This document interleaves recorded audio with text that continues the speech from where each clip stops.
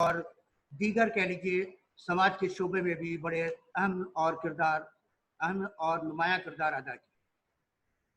کہا جاتا ہے کہ اس ادارے سے مولانا محمد علی جوہر نے بھی تعلیم حاصل کی تھی، اور جو بڑی مشہور ہستیاں ہوئی ہیں ان میں سے فانی بدایونی کا نام سر فہرست ہے۔ انہوں نے اس شعبے سے اردو میں BA پاس کیا تھا۔ ظاہر سی بات ہے کہ آزادی ہند جو ایک المیہ لے کر کے آیا تھا، یعنی تقسیم ہند کا، اس سے پہلے کے بہت ساری دستاویزات ہمارے پاس نہیں ہیں، اس لیے ہم اس زمانے کی کوئی بات بہتر ڈھنگ سے نہیں کر سکتے۔ لیکن اس کے بعد کی جو زبانیں ہیں ان میں بڑے بڑے اساتذہ یہاں سے جڑے رہے ہیں، جن میں کچھ نام میں آپ کے سامنے ذکر کرتا ہوں، ہو سکتا ہے کچھ لوگ چھوٹ بھی جائیں۔ پروفیسر تسنیم صاحب اپنی شہرت رکھتے ہیں اس شعبے سے جڑے ہونے کی وجہ سے۔ دوسرے جن کی جگہ پر میری تقرری ہوئی وہ نواب حسین خان نظامی صاحب تھے۔ تیسرے جو بڑی کہہ لیجیے کہ عالمی شہرت یافتہ شخصیت ہیں وہ پروفیسر وسیم بریلوی، جو ابھی بقید حیات ہیں، ان کا بھی تعلق اس شعبے سے لگ بھگ 40-42 سال تک رہا ہے۔ مجھ سے پہلے جو اس شعبے کے سربراہ تھے ڈاکٹر حامد علی خان صاحب، وہ بھی ابھی بقید حیات ہیں، ان کو بھی لگ بھگ 18-20 سال ریٹائر ہوئے ہو چکے ہیں۔ موجودہ جو ابھی شعبہ اردو میں اساتذہ ہیں ان میں 4 کا نام ابھی تک ہمارے سامنے ہے، 5واں ابھی آیا نہیں ہے، آنے کی امید۔ گویا ہمارا شعبہ روز بروز ترقی کر رہا ہے۔ ہمارے شعبے میں BA سے لے کر کے PhD تک کی تعلیم دی جاتی ہے، اور سینکڑوں طلباء یہاں سے ریسرچ کر کے نکل چکے ہیں۔ موجودہ وقت میں بھی لگ بھگ 15 طلباء رجسٹرڈ ہیں جو تحقیقی کام میں مصروف ہیں۔ اس کے علاوہ ہمارے شعبے میں جو اساتذہ ہیں، مجھے مائنس کر کے باقی جو لوگ ہیں، خاص طور سے ڈاکٹر شبیہ ترپاٹھی اور ڈاکٹر احمد طارق صاحب، یہ لوگ کافی کہہ لیجیے کہ پڑھنے لکھنے میں کوشاں ہیں اور بہت ساری تخلیقات ہمارے سامنے آ چکی۔ اس مختصر تعارف کے بعد آج کا موضوع، جیسا کہ آپ سب لوگ واقف ہو چکے ہیں، موجودہ عالمی وبا کے پس منظر میں ادب اور سماج۔ وبائیں دنیا میں آتی رہی ہیں اور ظاہر سی بات ہے کہ اس کا اثر تمام دانشوروں پر، ادیبوں پر یا فنکاروں پر ہی نہیں بلکہ سائنسدانوں اور سماجی مفکرین پر بھی پڑتا ہے۔ ساتھ ہی ساتھ عالمی وبا سے کچھ سبق بھی ہمیں ملتا ہے۔ خاص طور سے ایک تذکرہ جو میں یہاں کرنا چاہتا ہوں کہ انسانی دنیا میں جو بڑی بڑی وبائیں آئی ہیں ان میں سے ایک بڑی وبا یوریشیا جس میں موجودہ زمانے میں جو ممالک متاثر ہیں ان میں سے اٹلی اور اسپین اس زمانے میں بھی بہت زیادہ متاثر ہوئے۔ کروڑوں لوگوں کی جانیں تلف ہوئی تھیں، لیکن اس کے باوجود اس زمانے کا ایک ادیب اور ایک مفکر جس کا نام جیوانی بوکیشیو ہے، اس نے اس واقعے سے متاثر ہو کر کے کچھ ایسی کہانیاں لکھی ہیں جو 10 دنوں میں کہی گئی اور 100 کہانیوں کی شکل لے چکی، جو عالمی ادب کا شاہکار سمجھی جاتی ہے۔ اس سے یہ پتہ چلتا ہے کہ جہاں کروڑوں افراد کی جانیں تلف ہو جائیں، ایسی حالت میں جو انسان کی ذہنوں پہ دباؤ پڑتے ہیں، اس کے باوجود اگر انسان تھوڑی سی غور و فکر کرتا ہے اور محنت کرتا ہے تو وہ بہترین فنکار یا جو اس کو ہم لوگ کہہ سکتے ہیں ادب کا شاہکار بھی ہمارے سامنے پیش کر سکتے ہیں، جس کی مثال جو بوکیشیو کی ڈیکامرون کے نام سے مشہور تصنیف ہے، اس سے ہمارے سامنے بالکل ایک کہہ لیجیے کہ زندہ شاہکار نظر ہے۔ کچھ وبائیں ایسی ہوتی ہیں جو فطرت کی طرف سے ہیں، جہاں انسان بالکل کہہ لیجیے کہ بے دست و پا ہو جاتا ہے۔ انہی وباؤں میں سے یہ ایک وبا بھی ہے جسے ہم کورونا وائرس کے نام سے جان رہے ہیں، جس کی ابتدا ظاہر سی بات ہے 2019 میں ہو چکی تھی، لیکن اس کا اثر 2020 کے اس چھٹے مہینے میں بھی ہے اور پتہ نہیں اس کا اثر کب تک ہمیں متاثر کرتا رہے۔ ایسی حالت میں ادب یا مفکر یا دانشور یا جو دوسرے سائنسدان ہیں وہ سب کے سب اس وائرس سے نجات کے راستے تلاش ہیں۔ ظاہر سی بات ہے اس سے متاثر ہونے والا جو سب سے بڑا طبقہ ہے وہ ہمارا سماجی معاشرہ ہے. جو سماج ہمارے سامنے ابھی موجود ہے اس کرونا وائرس سے پہلے بھی موجود تھا اور اس کے بعد بھی موجود رہے. ظاہر سی بات ہے کہ سماج میں جو لوگ کہہ لیجیے کہ سب سے زیادہ متاثر ہو رہے ہیں ان میں وہ طبقہ زیادہ ہے جو ہینڈ ٹو ماؤتھ ہے. کیا ادب جو ہے ان کے اس دکھ درد کو یا ادیب ان کے اس دکھ درد کو سمجھ پا رہا ہے یا اپنے ذہنوں میں مجتمع کر پا رہا ہے اور اس کی کیسی تصویر کشی کرے گا یہ ابھی دیکھنا باقی ہے. امید کرتا ہوں کہ یہ ادب اور سماج کا جو ایک دائمی رشتہ ہے، ادب سماج کو متاثر بھی کرتا ہے اور سماج بھی ادب کو متاثر کرتا ہے، یہ دونوں باہمی رشتے چلتے رہتے ہیں. لیکن اس میں ظاہر سی بات ہے کہ جو ادب، جو فنکار ان دکھ دردوں کا ایک طرح سے کہہ لیجیے کہ جس کو کہہ سکتے ہیں مداوع کرنے کی بات کرتا ہے اور وہ عوام کے ساتھ مل کر کے اپنی ان کی اذیتوں کو اپنی اذیت بنا لیتا ہے، ظاہر سی بات ہے کہ وہی ادب ہمارے سامنے زندہ رہتا ہے. عالمی ادب میں کچھ اور بھی واقعات ایسے رونما ہوئے ہیں. مثال کے طور پر انسانوں کے ذریعے پیدا کی گئی بڑی بڑی وبائیں جیسے عالمی جنگیں ہوئیں. عالمی جنگوں کے نتیجے میں جو انسانیت متاثر ہوئی اس پر کچھ کہنے کی ضرورت نہیں ہے. اور جو تخلیقات ہمارے سامنے آئی ہیں ان میں سے وار اینڈ پیس کو کون نہیں جانتا کہ جس کے تناظر میں اگر دیکھا جائے تو امن کی حالت کیا ہوتی ہے اور جنگ کی کیا حالت ہوتی ہے، یہ سب ہمارے سامنے. ہمارے ملک میں بھی 1920 میں بھی ایک اسی طرح کی وبا بڑے پیمانے پر آئی تھی.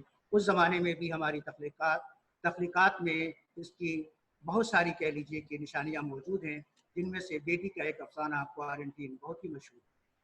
اس کے علاوہ ہمارے یہاں خاص طور سے جو تقسیم ہند کا عالمیہ پیش آیا اس نے بھی بہت سارے مسائل پیدا کیے، لیکن ان پر بھی ہمارے ادیبوں نے اپنی طرف سے بہت سارے کہہ لیجیے کہ ایسی تخلیقات پیش کی جس سے ہمارا معاشرہ بہتر بن سکتا ہے.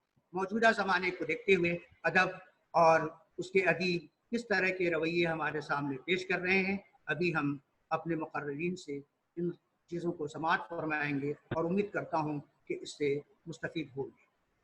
شکریہ.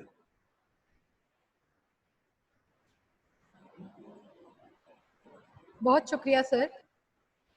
امید ہے کہ آج کافی کچھ جاننے اور سیکھنے کو ملے گا ہمیں بھی اور ہمارے پرتیبھاگیوں کو بھی.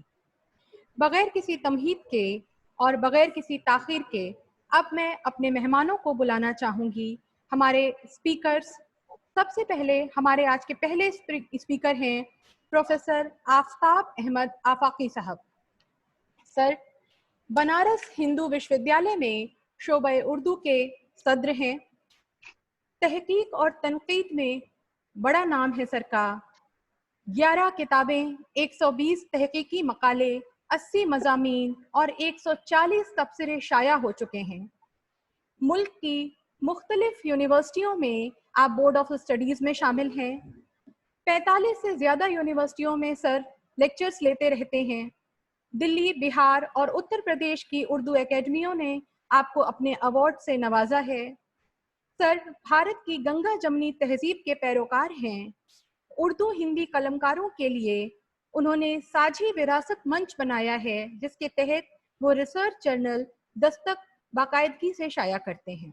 سر سے میری گزارش ہے کہ وہ آئیں اور ہمارے پارٹیسپینٹس کے سامنے اپنی بات رکھیں. Over to you sir. شکریہ مسز ترپاٹھی.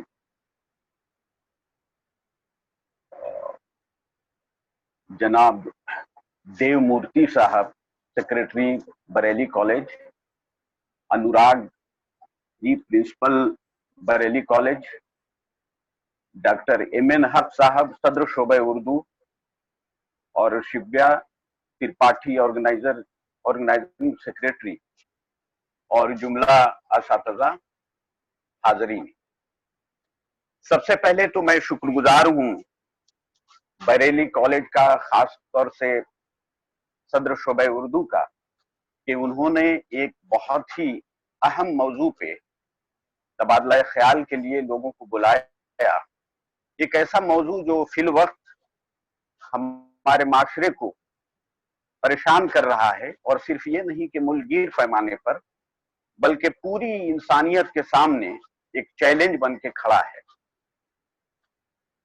ऐसे वक्त में जाहिर सी बात है कि जब इंसान की मुखालफत, इंसान की मुखालिफ और माशरे के मुखालिफ हवाएं चलने लगे, तो अदीब और शायर और दानिश्वरों का ये फर्ज होता है कि इन मुखालिफ हवाओं का किस तरह से मुकाबला करें।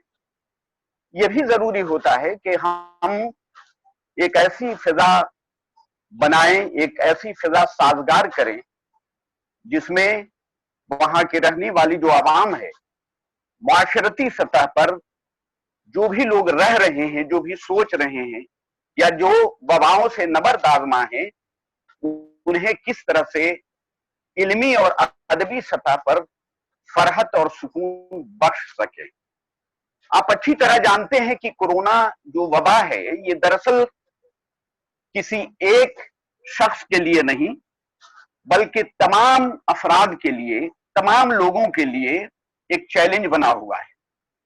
हमारे तिब से मुताल्लिक डॉक्टर्स जितने हैं, इंतजामिया से मुताल्लिक जो अफराद हैं या सिक्योरिटी से मुताल्लिक जितने भी लोग हैं, जिस तरह से इससे लड़ रहे हैं, इससे जंग कर रहे हैं, साइंटिस्ट किस तरह से इसकी दवा बनाने के लिए जद्दोजहद कर रहे हैं, रिसर्च कर रहे हैं, खोज कर रहे हैं, अपनी इस्तिताअत के मुताबिक अदीब और शायर भी इसका न सिर्फ ये कि मुकाबला कर रहा है, बल्कि समाज में फैली हुई जो भ्रांतियां हैं, समाज में फैला हुआ जो इंतशार है, उस इंतशार में एक तरह से लौ जला रहा है, एक चिराग जलाने की कोशिश करता है।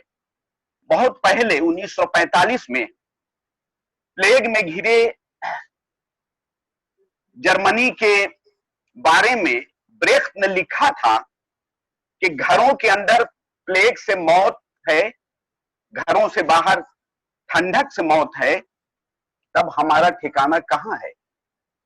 यह गौर करने वाली बात यह है कि जो मौजूदा दौर है, उस मौजूदा दौर में अगर कोरोना जैसी बीमारी पर अगर गौर आप करेंगे तो अंदाजा होगा कि ब्रेख्त का ये कौल मौजूदा दौर में भी सादिक आता है।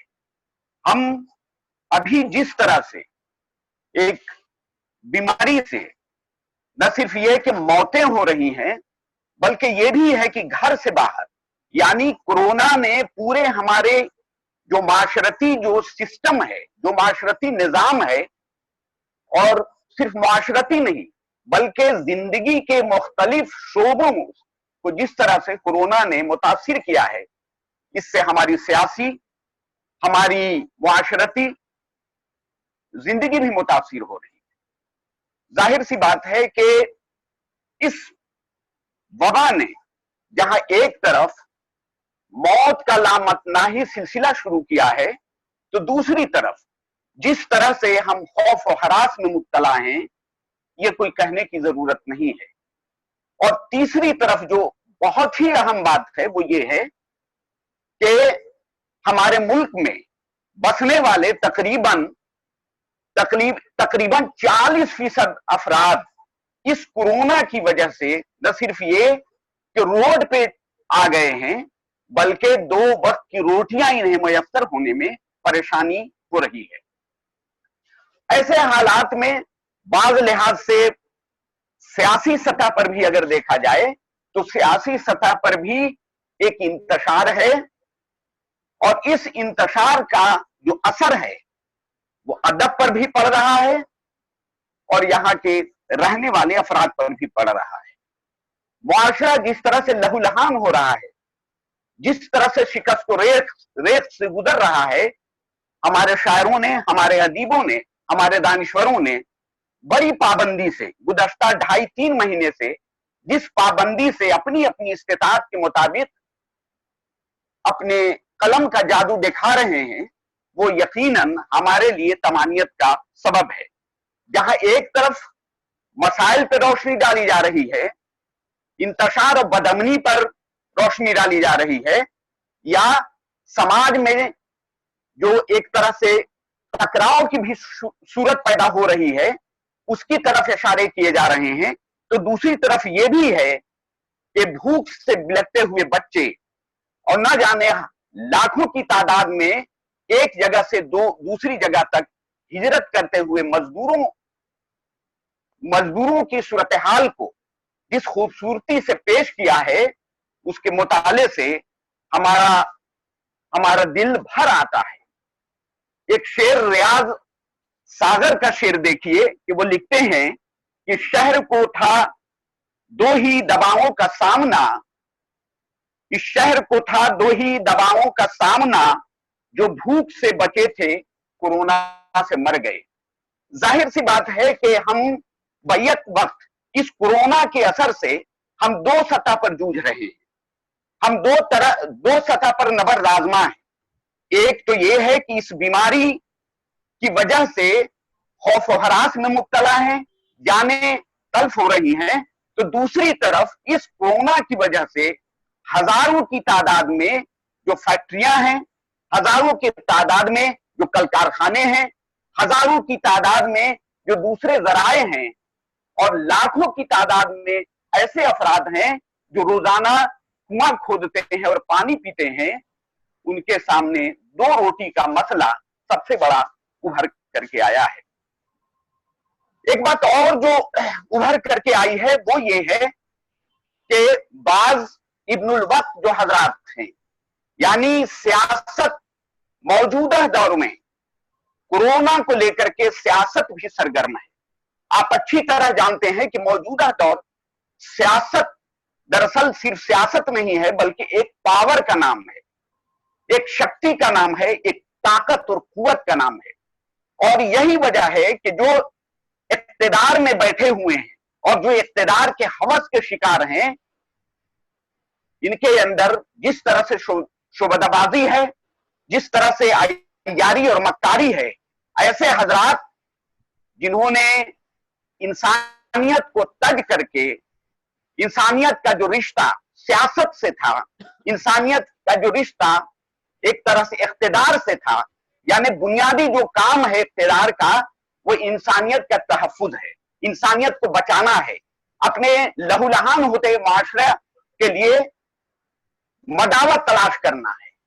हम बिखरते हुए समाज को एकता की कड़ी में पिरोने का ये काम सियासतदान का भी है और माशरे में रहने वाले हर शख्स, हर फर्द का ये फरीजा भी है।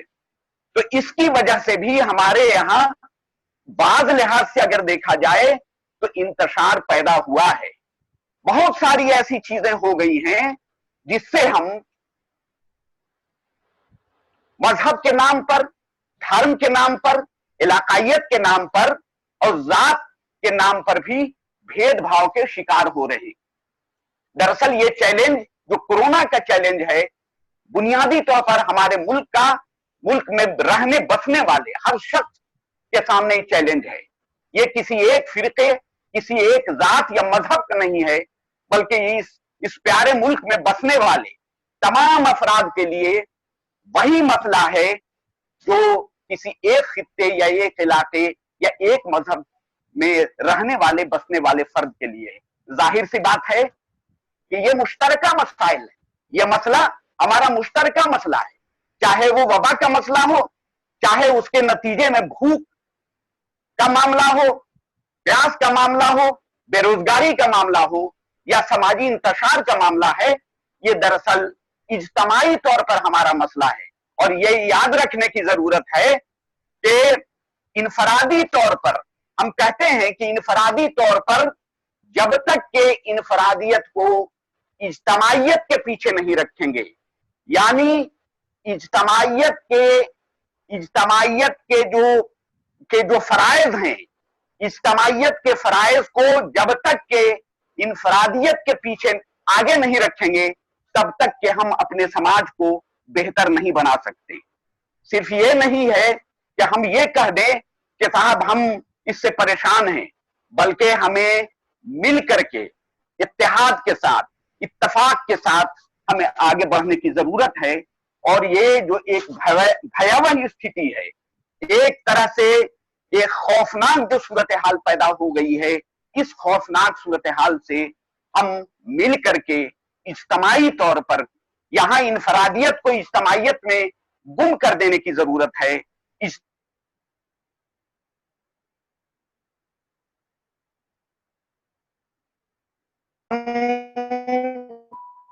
अपने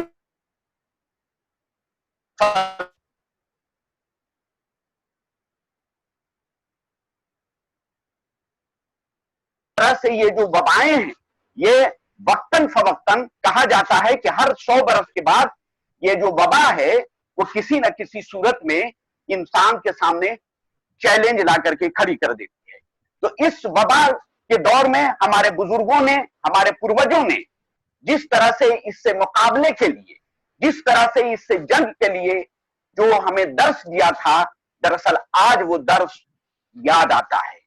हमें याद आता है नानी दादी की कहानियां कि किस तरह से आज से 100 साल पहले, आज से 50 साल पहले जब वबा का जमाना होता था, प्लेग एक जमाने में चेचक जो चली हुई थी, तो उस जमाने में किस तरह से लोग एक दूसरे के कांधे से कांधा मिल करके एक दूसरे के प्यार और मोहब्बत के साथ ये इसका मुकाबला करते थे और हर सतह पर एक दूसरे को मदद करते थे।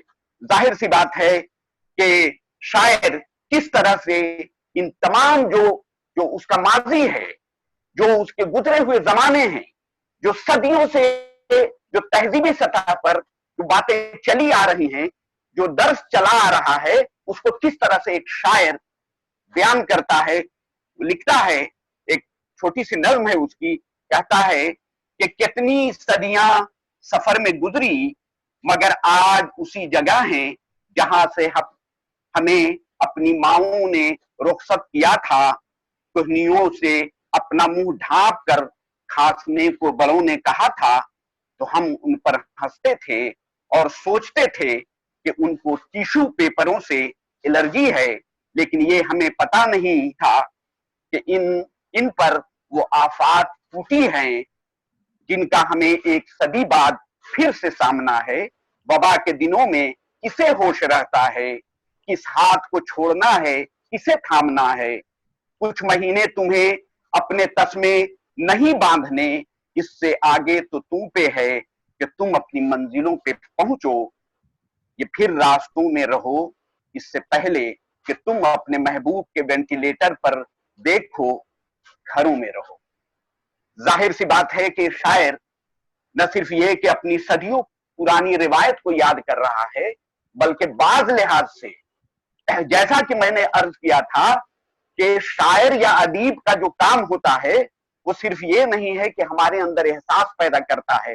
ये भी याद रखना चाहिए कि शायर या अदीब हमारे हाथों को एक तरह से औजार नहीं देता है।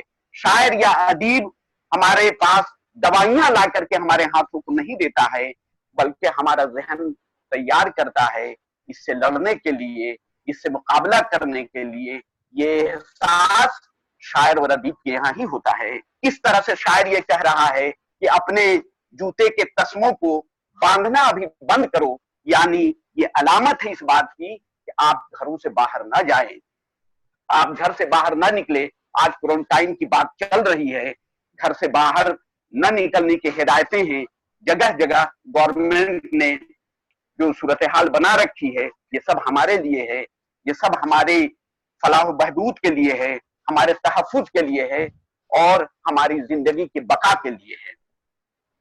काम्यू ने 1947 में आलमी वबा पर एक प्लेग जो नॉवेल लिखा था, जो फ्रांसीसी जबान में है, आप अच्छी तरह जानते हैं, उसका तर्जुमा भी उर्दू, हिंदी और दूसरी जबानों में। ये अल्जीरिया शहर की दास्तान थी जहां वबा में लाखों लोग मर गए थे। वबा के दौरान अवाम में ज़हनी और फिक्री सतह पर जो तब्दीली वाक़ई होती है, दरअसल वबाएं जो आती हैं, उस वबा की वजह से सिर्फ ये नहीं कि हमारा मुआशरा असरअंदाज होता है, बल्कि इनफरादी और इज्तिमाई तौर पर इसके असरात मुरत्तब होते हैं। इसके बाद मनफी असरात मुरत्तब होते हैं और बाद मुस्बत भी होते हैं। मिसाल के तौर पर इस कोरोना की वजह से कहा जा रहा है कि गुज़श्ता दिनों में उत्तर प्रदेश کہ ایک شہر سے ہمالیہ نظر آ گیا. آپ شام کو نکلیے تو کیا خوبصورت دیکھیے کہ آسمان بہت دنوں کے بعد ہم نیلے آسمان کو دیکھ رہے ہیں, ہم چاند اور ستارے کو دھلے دھلائے دیکھ رہے ہیں, ہم یہ بھی دیکھ رہے ہیں کہ ندی کا پانی کتنا صاف اور شفاف ہو گیا ہے, ہمارا جو پانی کا لیئر ہے وہ کس طرح سے اوپر آیا ہے, ہم کس طرح سے سانس لینے میں ایک طرح سے آسانی محسوس کر رہے ہیں. ظاہر سی بات ہے کہ یہ ایک طرح سے مثبت پہلو ہے, اس لیے کہ گاڑیاں نہیں چل رہی ہیں, پولوشن نہیں ہو رہا ہے, تو اس کی وجہ سے ہمارے یہاں فیکٹریوں کے دھوئیں بند ہو گئے ہیں, چمنیوں کے دھوئیں بند ہو گئے ہیں. اسی طرح سے جو گاڑیاں لاکھوں کی تعداد میں ایک ایک شہر میں چلتی تھی اس کی تعداد سینکڑوں میں ہو گئی ہیں. ایسی حالت میں جو پولوشن ہے, جو پردوشن ہے, جو آلودگی ہے, کس طرح سے نیچے آ گئی ہے وہ ہم سب اچھی طرح محسوس کر رہے ہیں.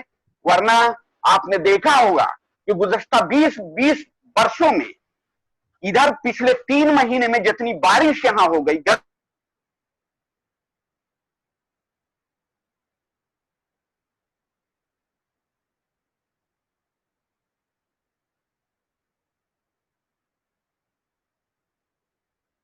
پلیگ جو کامیو نے لکھا تھا وہ لکھتا ہے, یہ ذرا غور کیجئے اس پر کہ اس بات سے انکار نہیں کیا جا سکتا کہ پلیگ نے دھیرے دھیرے ہم سب میں نہ صرف پیار کی بلکہ دوستی کی استطاعت ختم کر دی ہے. یہ ایک فطری بات تھی کیونکہ پیار مستقبل کی مانگ کرتا ہے اور ہمارے پاس حال کے لمحات کے سوا کچھ نہیں بچ رہا تھا.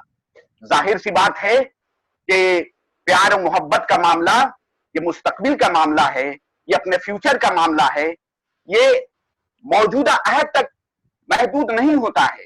یعنی اس کا دائرہ کسی ایک زمانے تک, کسی ایک خطے تک نہیں ہوتا ہے, بلکہ محبت کا معاملہ, بھائی چارگی کا معاملہ, پریم کا جو معاملہ ہوتا ہے وہ آنے والی پیڑھیوں تک, آنے والی نسلوں تک وہ پہنچتا ہے. ہمیں سوچنا ہوگا کہ اس کورونا نے بہت ایسی صورتحال پیدا کر دی ہے جس سے ہمارا جو سماج ہے وہ پارا پارا ہو رہا ہے. آپ گزشتہ دنوں ٹیلی ویژن پر خاص طور سے ہمارا جو میڈیا ہے, میڈیا نے جس طرح سے منفی رول ادا کیا ہے اور کر رہا ہے, اس میں کوئی دو رائے نہیں ہے کہ موجودہ وقت میں میڈیا کا جو رول پازیٹیو ہونا چاہیے تھا, جو مثبت ہونا چاہیے تھا, اس کا رویہ بے حد افسوسناک ہے. نتیجہ یہ ہے کہ اس کورونا کے خوف اور ڈر سے جو کروڑوں کے 130 کروڑ کی آبادی تقریباً اپنے گھروں میں قید ہے, اور نتیجتاً اس کے دل بہلانے کا کوئی دوسرا ذریعہ نہیں ہے.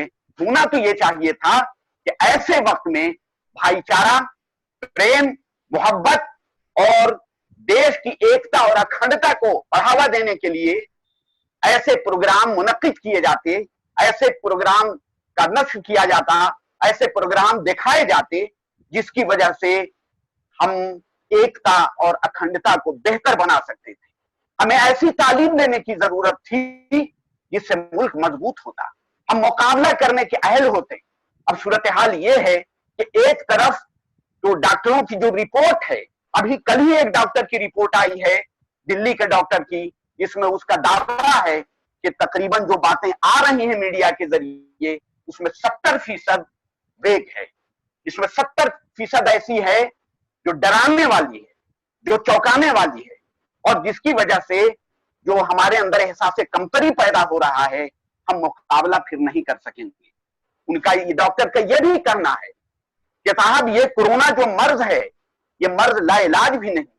اور خود اپنے ملک کے عزیز میں دیکھ لیجئے کہ ابھی تک پوری دنیا میں جو موت کی شرح ہے, جو ڈیتھ ریٹ ہے, اس سے بہت کم ہمارے ملک میں ہے. اس کی بنیادی وجہ یہ ہے کہ ایک تو ہمارے اندر جو مدافعت کی کیپیسٹی ہے, قوت مدافعت جس قدر ہے, اور دوسری یہ بھی ہے کہ ہمارے ڈاکٹروں نے, ہمارے معالجین نے جس طرح سے تندہی کے ساتھ, جس طرح سے اپنی جوابدہی اور ذمہ داری کے ساتھ انہوں نے اپنا فرض ادا کیا ہے, اور سماج میں رہنے اور بسنے والے افراد نے जिस तरह से एक दूसरे की मदद की है, जी खुश होता है कि यकीनन हमारे मुल्क में कम अज कम इतना है कि इसकी शरह कम हुई है।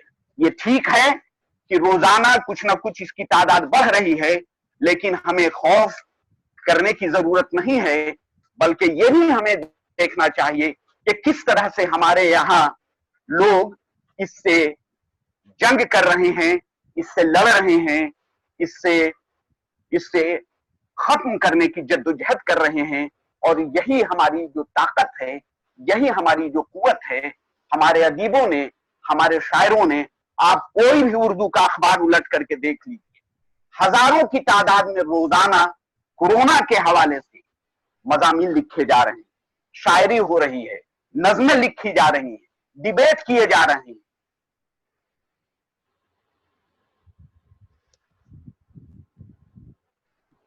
कि यहां अब कई लोगों ने ऐलान किया है कि साहब कोरोना की शायरी के हवाले से, कोरोना की नज़मों के हवाले से, कोरोना की गजलों के हवाले से, कोरोना पर जो कहानियां लिखी जा रही हैं उसके हवाले से अब इसको तरतीब देने का काम किया जा रहा है। जाहिर सी बात है कि मौजूदा अहद का जो अदब होता है, दरअसल ये अदब मौजूदा अहद तक नहीं रहेगा, बल्कि यही अदब हमारे मुस्तकबिल के लिए एक तरह से तारीख का काम करता है। और आने वाली नस्लें ये बावर होंगी, आने वाली नस्लों तक ये पैगाम पहुंचेगा कि उस जमाने में यही वजह है कि जो तारीख आज का अदब कल सिर्फ अदब नहीं होगा, बल्कि उसकी हैसियत एक तारीख की भी हो जाएगी। तो जाहिर सी बात है कि तारीख के हवाले से जो मुस्तकबिल की नस्लें होंगी, वह न सिर्फ ये कि अपने मासिर में जीने का हुनर सीखेंगी, बल्कि मुस्तकबिल में क्या कुछ होना चाहिए, मुस्तकबिल का जो लाहे अमल होगा, ये दरअसल इसी से तय किया जाएगा। इसलिए आज के दौर में जो भी कलमकार, जो भी अपने हवाले से, अपनी इस्तिताअत के हवाले से लिख रहा है, वो यकीनन सिर्फ आज के लिए नहीं लिख रहा है, बल्कि हमारे मुस्तकबिल के लिए वो तारीख भी गढ़ रहा है। फैज ने बहुत पते की बात कही थी कि शायर का काम सिर्फ मुशाहिदा नहीं होता है, बल्कि मुजाहिदा होता है। और शायर मुजाहिदा अपने कलम से करता है, अपनी फिक्र से करता है, अपनी दानाए से करता है, अपने तफक्कुर से करता है, अपनी किताबों से करता है, अपने मज़ामीन से करता है। और ये भी याद रखना चाहिए कि अदीब और शायर या दानिश्वर का जो बुनियादी काम है वो यही है कि हमारे अंदर एक नई फिक्र, एक नई ऊर्जा, एक नई रोशनी अता कर दे।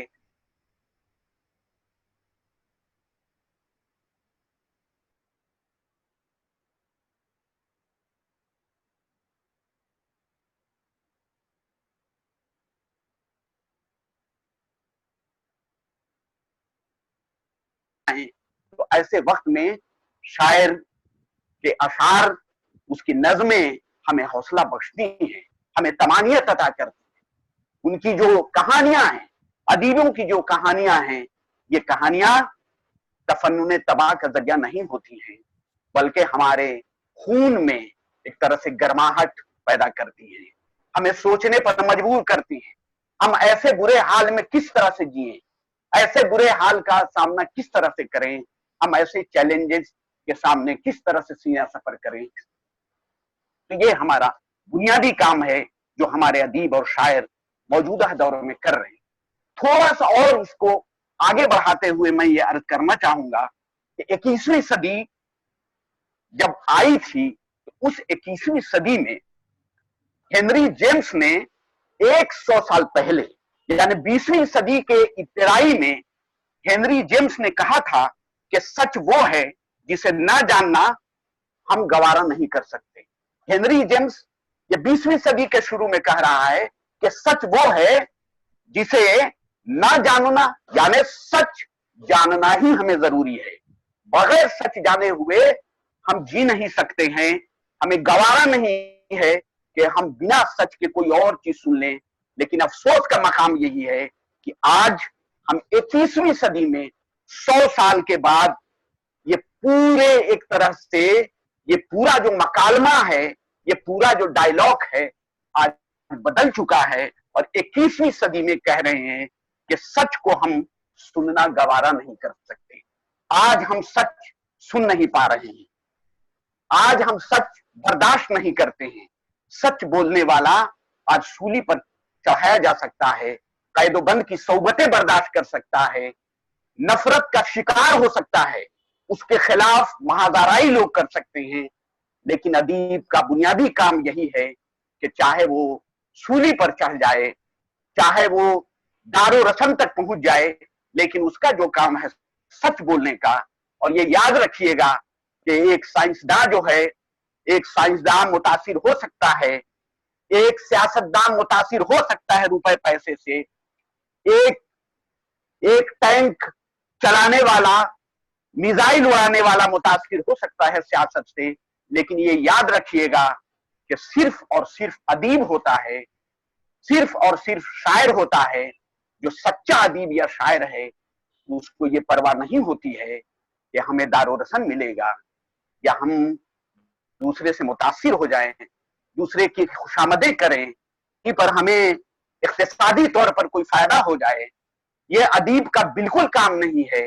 ये अदीब का बिल्कुल ये काम है ही नहीं कि वो किसी के पीछे इसलिए दौड़े, इसलिए बटरिंग करे कि उसे कहीं से इज़्ज़त इकराम मिल जाए, कहीं से पैसे मिल जाएं, कहीं ओहदा मिल जाए, कहीं का वो कमेटी का मेंबर हो जाए, कहीं का चेयरमैन हो जाए।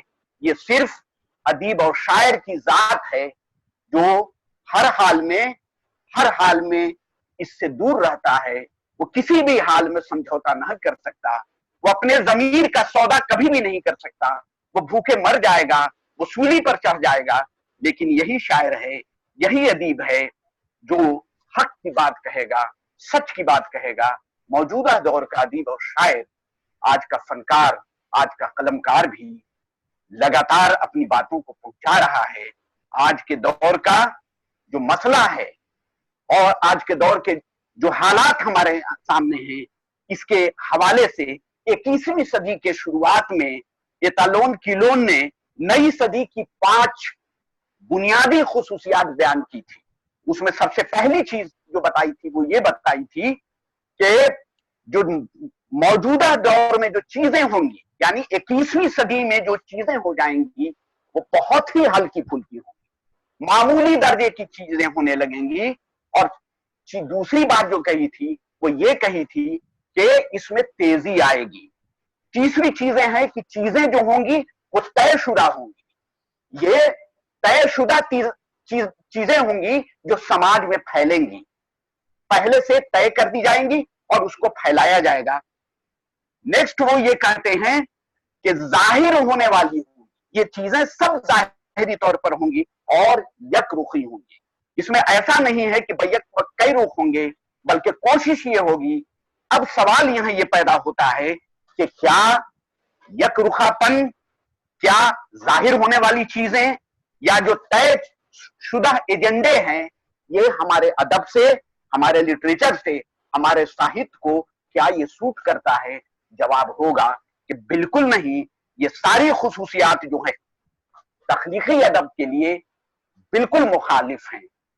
मौजूदा जो दौर है, इस दौर में हर वक्त, हर लम्हा हमारी जिंदगी बदल रही है।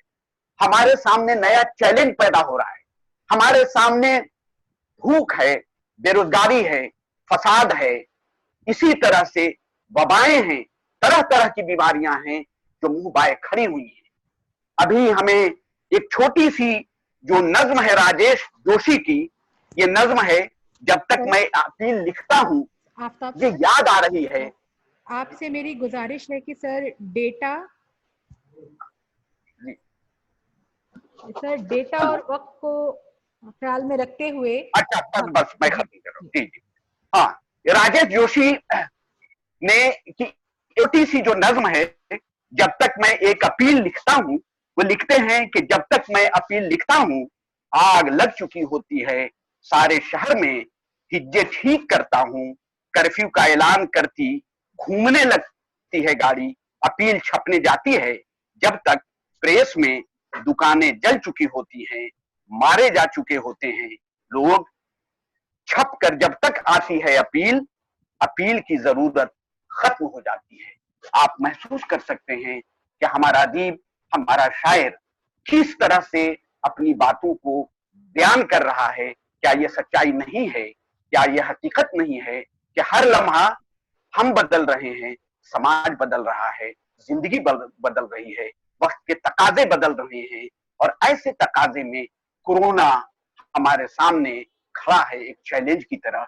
जरूरत इस बात की है कि इस बदलते हुए पस मंजर में हमें अपने पुरखों की जो अमानत है, हमारे पास जो असासा है, और वो जो कीमती असासा है, दरअसल उस कीमती सिर्फ असासा नहीं बल्कि असलाहा भी कहेंगे, और ये असलाहा है आपसी मोहब्बत का, आपसी प्रेम का, आपसी भाईचारा का। मिलजुल करके हमें इस कोरोना को के वबा को दूर करना है, भगाना है, मिटाना है। और सिर्फ ये नहीं कि कोरोना को भगाना और मिटाना है, इसको खत्म करना है, इससे निजात हासिल करना है, बल्कि भूख से, रोजगार बेरोजगारी से, तड़पते हुए इंसानों से, जलती हुई लाशों से, इससे भी छुटकारा पाना है। और ये तब मुमकिन है कि जब हम एक दूसरे को सीने से लगाएं, गले से लगाएं। याद रखिए कि हमारा मुल्क बेहद खूबसूरत मुल्क है, इसका कोई जवाब नहीं है, इसका कोई सानी नहीं है। ये एक ऐसा गुलिस्तान है, एक ऐसा बागीचा है जिसमें मुख्तलिफ किस्म के फूल खिलते हैं। और ये भी याद रखने की जरूरत है कि बागीचा किसी एक फूल का नाम नहीं होता है। बागीचा जब कहते हैं हम, तो फिर उसमें मुख्तलिफ किस्म के फूल जब तक के नहीं रहेंगे, तब तक के वो बागीचा का कोई तस्वुर नहीं होता है। बगैर उसके मैं सिर्फ अपनी बात को, चूंकि वक्त खत्म हो रहा है, मैं अपनी बात को जावेद अख्तर की इस एक नज्म के चंद बंद से खत्म करना चाहता हूं कि किसी का हुक्म है सारी हवाएं हमेशा चलने से पहले बताएं कि उनकी समत क्या है। हवाओं को बताना भी ये भी होगा, चलेंगी जब तो क्या रफ्तार होगी, कि आंधी की इजाजत अब नहीं है हमारी रित की। सब ये फसीलें कागज के महल जो बुन रहे हैं, हिफाजत इनकी करना है जरूरी। और आंधी है पुरानी इनकी दुश्मन, ये सभी जानते हैं। और आखिर में कि जिन्होंने बाग यकरंगी बनाना चाहे थे, उनको जरा देखो, पाकिस्तान को देखिए, जिन्होंने बाग यकरंगी बनाना चाहे थे, उनको जरा देखो कि जब यक रंग जाहिर हो गए हैं तो अब कितने परेशान हैं, वो कितने तंग रहते हैं। हमें खुदारा, हमें इस तंग नजरी से बाहर निकलना है। हमारे पूर्वजों ने, हमारे बुजुर्गों ने जो अजमत रफ्ता छोड़ी है, जो निशानियां छोड़ी हैं, जो दौलतें छोड़ी हैं, उसको सीने से न सिर्फ लगाना है बल्कि हमें एक बेहतर मुल्क, एक खूबसूरत मुल्क का निर्माण करना है, एक नए भारत का निर्माण करना है, एक नए हिंदुस्तान को बनाना है। एक मरतबा फिर आप तमाम लोगों का बहुत बहुत शुक्रिया कि आपने इस अहम मौजू पर मुझे बात रखने की आपने दावत दी। बहुत बहुत शुक्रिया। बहुत शुक्रिया सर, आपने अपने बेशकीमती ख्यालात से हमारे पार्टिसिपेंट्स को आगाह किया। इस वर्चुअल प्रेजेंस की दुनिया में हमारे पास डेटा की थोड़ी बाध्यता, मजबूरियां हो जाती हैं, इसलिए मुझे आपसे गुजारिश करनी पड़ी। अब बगैर किसी तमहीद के मैं अपने दूसरे स्पीकर प्रोफेसर मौला बख्श असीर साहब को बुलाना चाहूँगी। सर अलीगढ़ मुस्लिम यूनिवर्सिटी के शोबे उर्दू से ताल्लुक़ रखते हैं। उर्दू वाले जानते हैं, वाकिफ़ हैं कि उसलूबियात और अदबी थ्योरी पर ख़ास तौर पर उनकी निगाह है। MHRD के स्वयं प्रोग्राम के तहत उर्दू में ऑनलाइन रिफ्रेशर कोर्सेज के सर ऑल इंडिया कोऑर्डिनेटर हैं।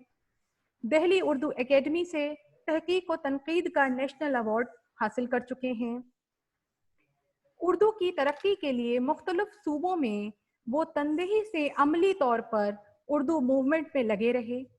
जल्द ही उनकी किताब तनकीदी उसलूबियात, जो एक बहुत ज़ख़ीन किताब है, 3 वॉल्यूम में ہم اردو والوں کے سامنے آئے گی۔ میں سر سے گزارش کروں گی کہ سر اپنے لیکچر سے ہمیں نوازیں۔ Over to you sir. بہت بہت شکریہ Shabih Tripathi ji. Department of Urdu Bareilly college Bareilly کے ذریعے منعقدہ اس برقی سیمینار میں ہمیں بھی پہلی بار حاضری کا موقع مل رہا ہے، جو اس عنوان پر ہے کہ literature and society in present pandemic scenario.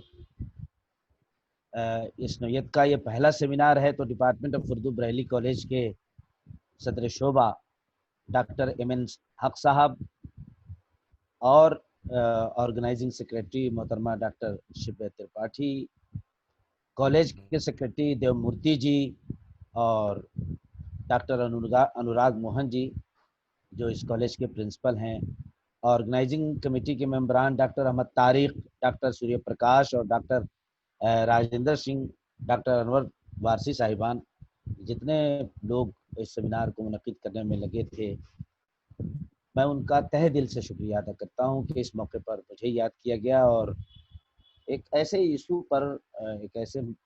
پر بات کرنے کا موقع عطا کیا گیا جس پر بات کرنے سے پہلے آدمی کا ذہن معاوف سا ہو جاتا ہے، آخر آدمی کیا کہے، اس صورتحال میں ہم کیا کر سکتے ہیں اور ہمیں کیا کرنا چاہیے۔ ابھی ہمارے دوست ڈاکٹر آفتاب احمد آفاقی صاحب نے بہت خوبصورت بات کہی اور بہت سے نکات پر انہوں نے روشنی ڈالی۔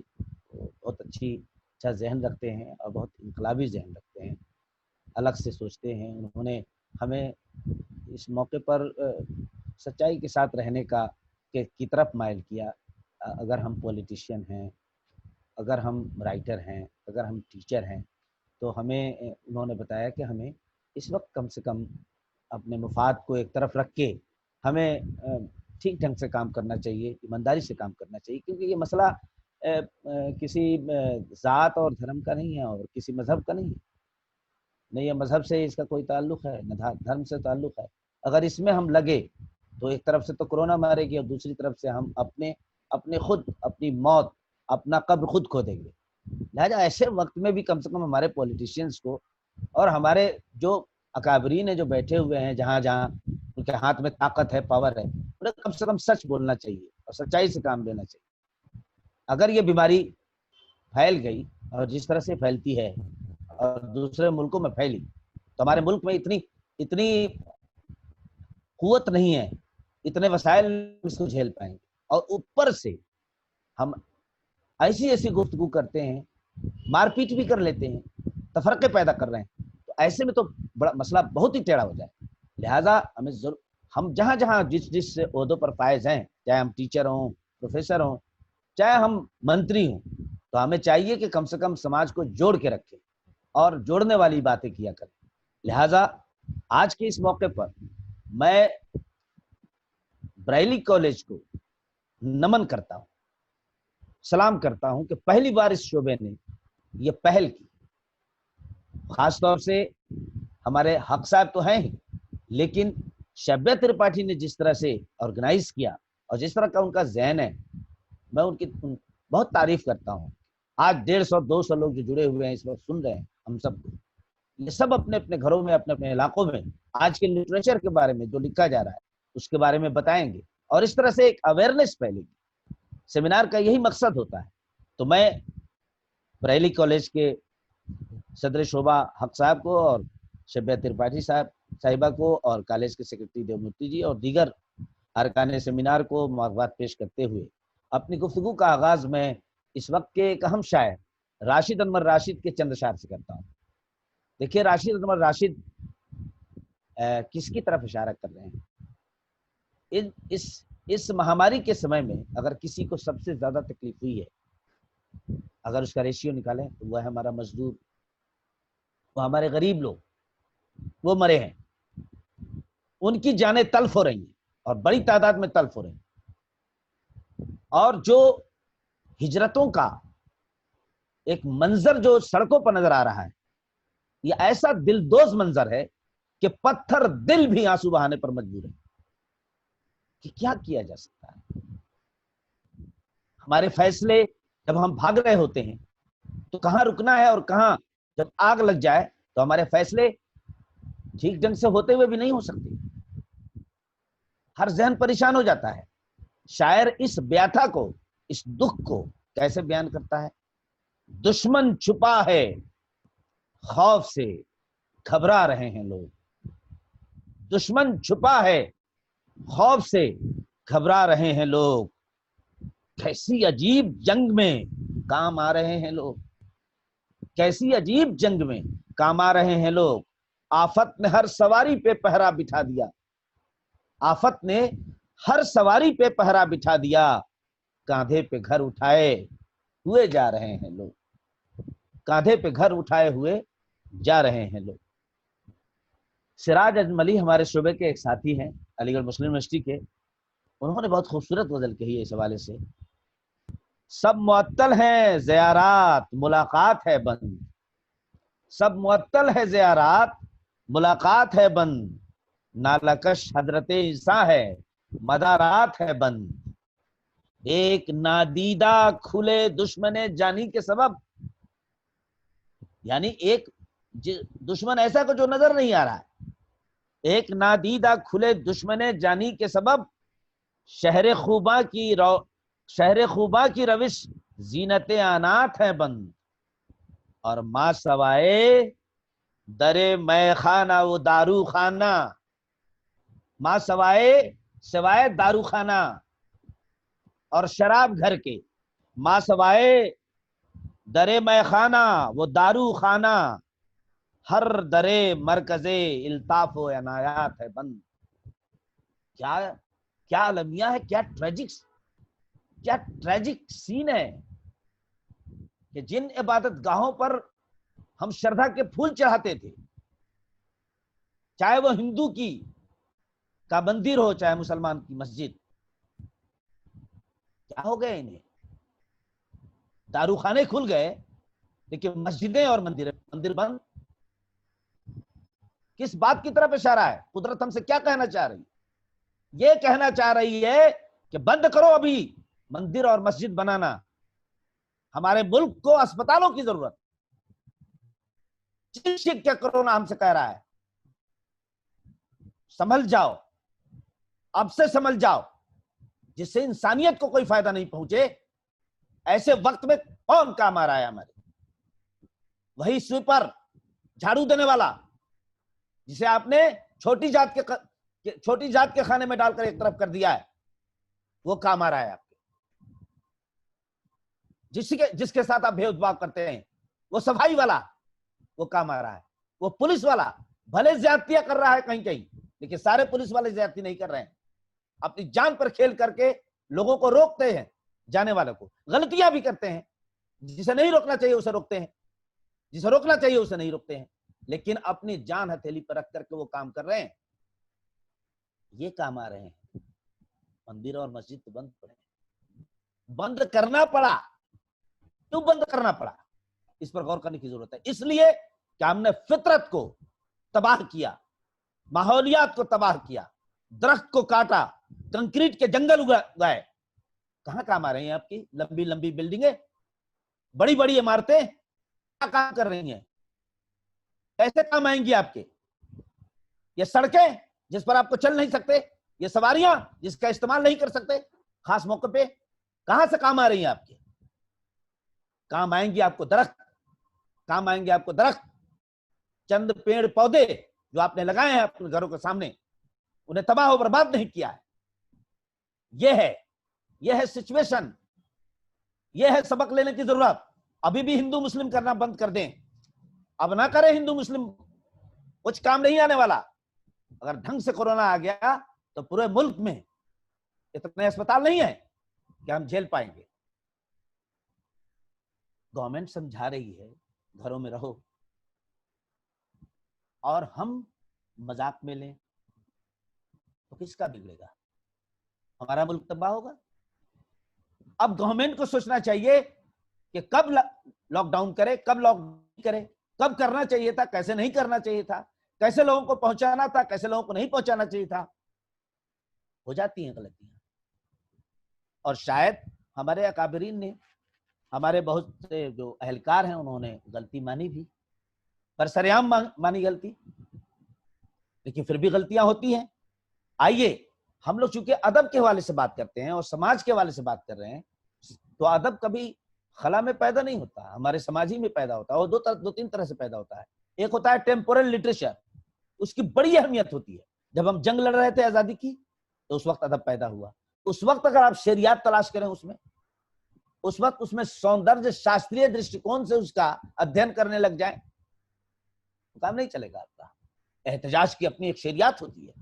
آج کے زمانے میں جو کچھ بھی لٹریچر پیدا ہو رہا ہے، یا آزادی کے زمانے میں جو کچھ بھی لٹریچر پیدا ہوا، یا کہتے بنگال ہوا، تو اس کے زمانے میں جو کچھ بھی ناول لکھا گیا، جو کچھ بھی ہوا، یا بھوکمری پھیلی، تحصالی آئی، ہمارے ملک میں بہت سارے مسائل ہوئے، تقسیم ہند کا عالمیہ ہوا، ان سب کے سلسلے میں ہمارے یہاں ادب پیدا ہوا، اور اس ادب کو ہم الگ شعریات کے حساب سے دیکھیں گے۔ اور آج جس مسئلے سے ہم جوجھ رہے ہیں، اس میں بھی اردو ادب میں صحیح کہہ رہے تھے آفتاب صاحب، روز اخبار میں کچھ نہ کچھ، کوئی نہ کوئی ڈبیٹ، کوئی نہ کوئی نظم، کوئی نہ کوئی غزل چھپ ہی رہی ہے۔ سب سے زیادہ ریئیکشن مجھے ایسا لگ رہا ہے کہ اردو اور ہندی میں آ رہا ہے، سب سے زیادہ پورے ملک میں سب سے زیادہ ریئیکشن آ رہا ہے۔ ایک شاعر ہیں نظم کے بہت اچھے شاعر ہیں، جمال ویسی، دیکھیے وہ ایک سین ہے کہ ہم لوگ گھروں میں بند ہیں، گلیاں سنسان ہیں، تو ہمیں کیا کرنا چاہیے، ایسے میں کچھ لوگ مانگنے کے لیے بھی ہمارے پاس آ رہے ہیں، تو جمال ویسی کیا کہہ رہے ہیں کہ لاک ڈاؤن کے خاتمے کے دن، نظم کا عنوان ہے، اور وہ یہ کہہ رہے ہیں نظم میں کہ خرام صحرا میری گلی میں، زوال عصر رواں کا منظر، میں بند کمرے سے جھانکتا ہوں، کسی مسافر کی آٹوں کا گمان ہوتا ہے، میں تجسس سے دیکھتا ہوں، فقیر لنگڑا کے چل رہا ہے، طویل دوراہے پر کوئی جیپ کوندتی ہے، ابھی سویرا ہے، 10 بجا ہے، میں ناشتہ کر چکا ہوں، کافی بھی پی چکا ہوں، فقیر دروازے پہ کھڑا ہے، میں اس کی آنکھوں میں دیکھتا ہوں، وہ مجھ کو برسوں سے جانتا ہے، نہ جانے کیوں میں اس گھڑی میں اس سے درست لہجے میں بات کرتا ہوں، یعنی چڑچڑاپن کے لہجے میں بات کرتا ہوں، ڈانٹنے کے لہجے میں بات کرتا ہوں، وہ مجھ کو، میں درست لہجے میں بات کرتا ہوں، شکست لہجے میں اس کی آواز گونجتی ہے، سلام بابو، سلام بابو، 21 دن ہو گئے ہیں، گھر والے پوچھتے ہیں، نہ رونے والا میں چھلک پڑا تھا۔ اس نظم کا راوی جو ہے وہ بہت ہی رف قسم کا، بہت ہی ظالم قسم کا انسان ہے، کوئی بھی بنگا اس کورونے میں بھی آ رہا ہے تو اس کو بھی ڈانٹ رہا ہے، لیکن اس کی آنکھوں میں بھی آنسو آ گئے ہیں۔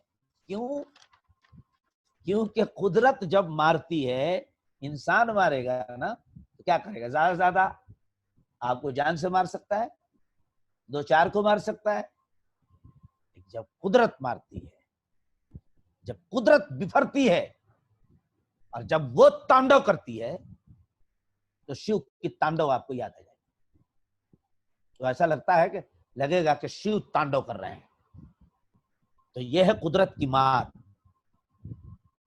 ہمارے آفتاب احمد آفاقی صاحب نے اور نور الحق صاحب نے کیمرون کا ذکر کیا تھا، بوکاچیو کے کیمرون کا ذکر کیا تھا، پینڈیمک کے سچویشن پر بہت خوبصورت ناول ہے۔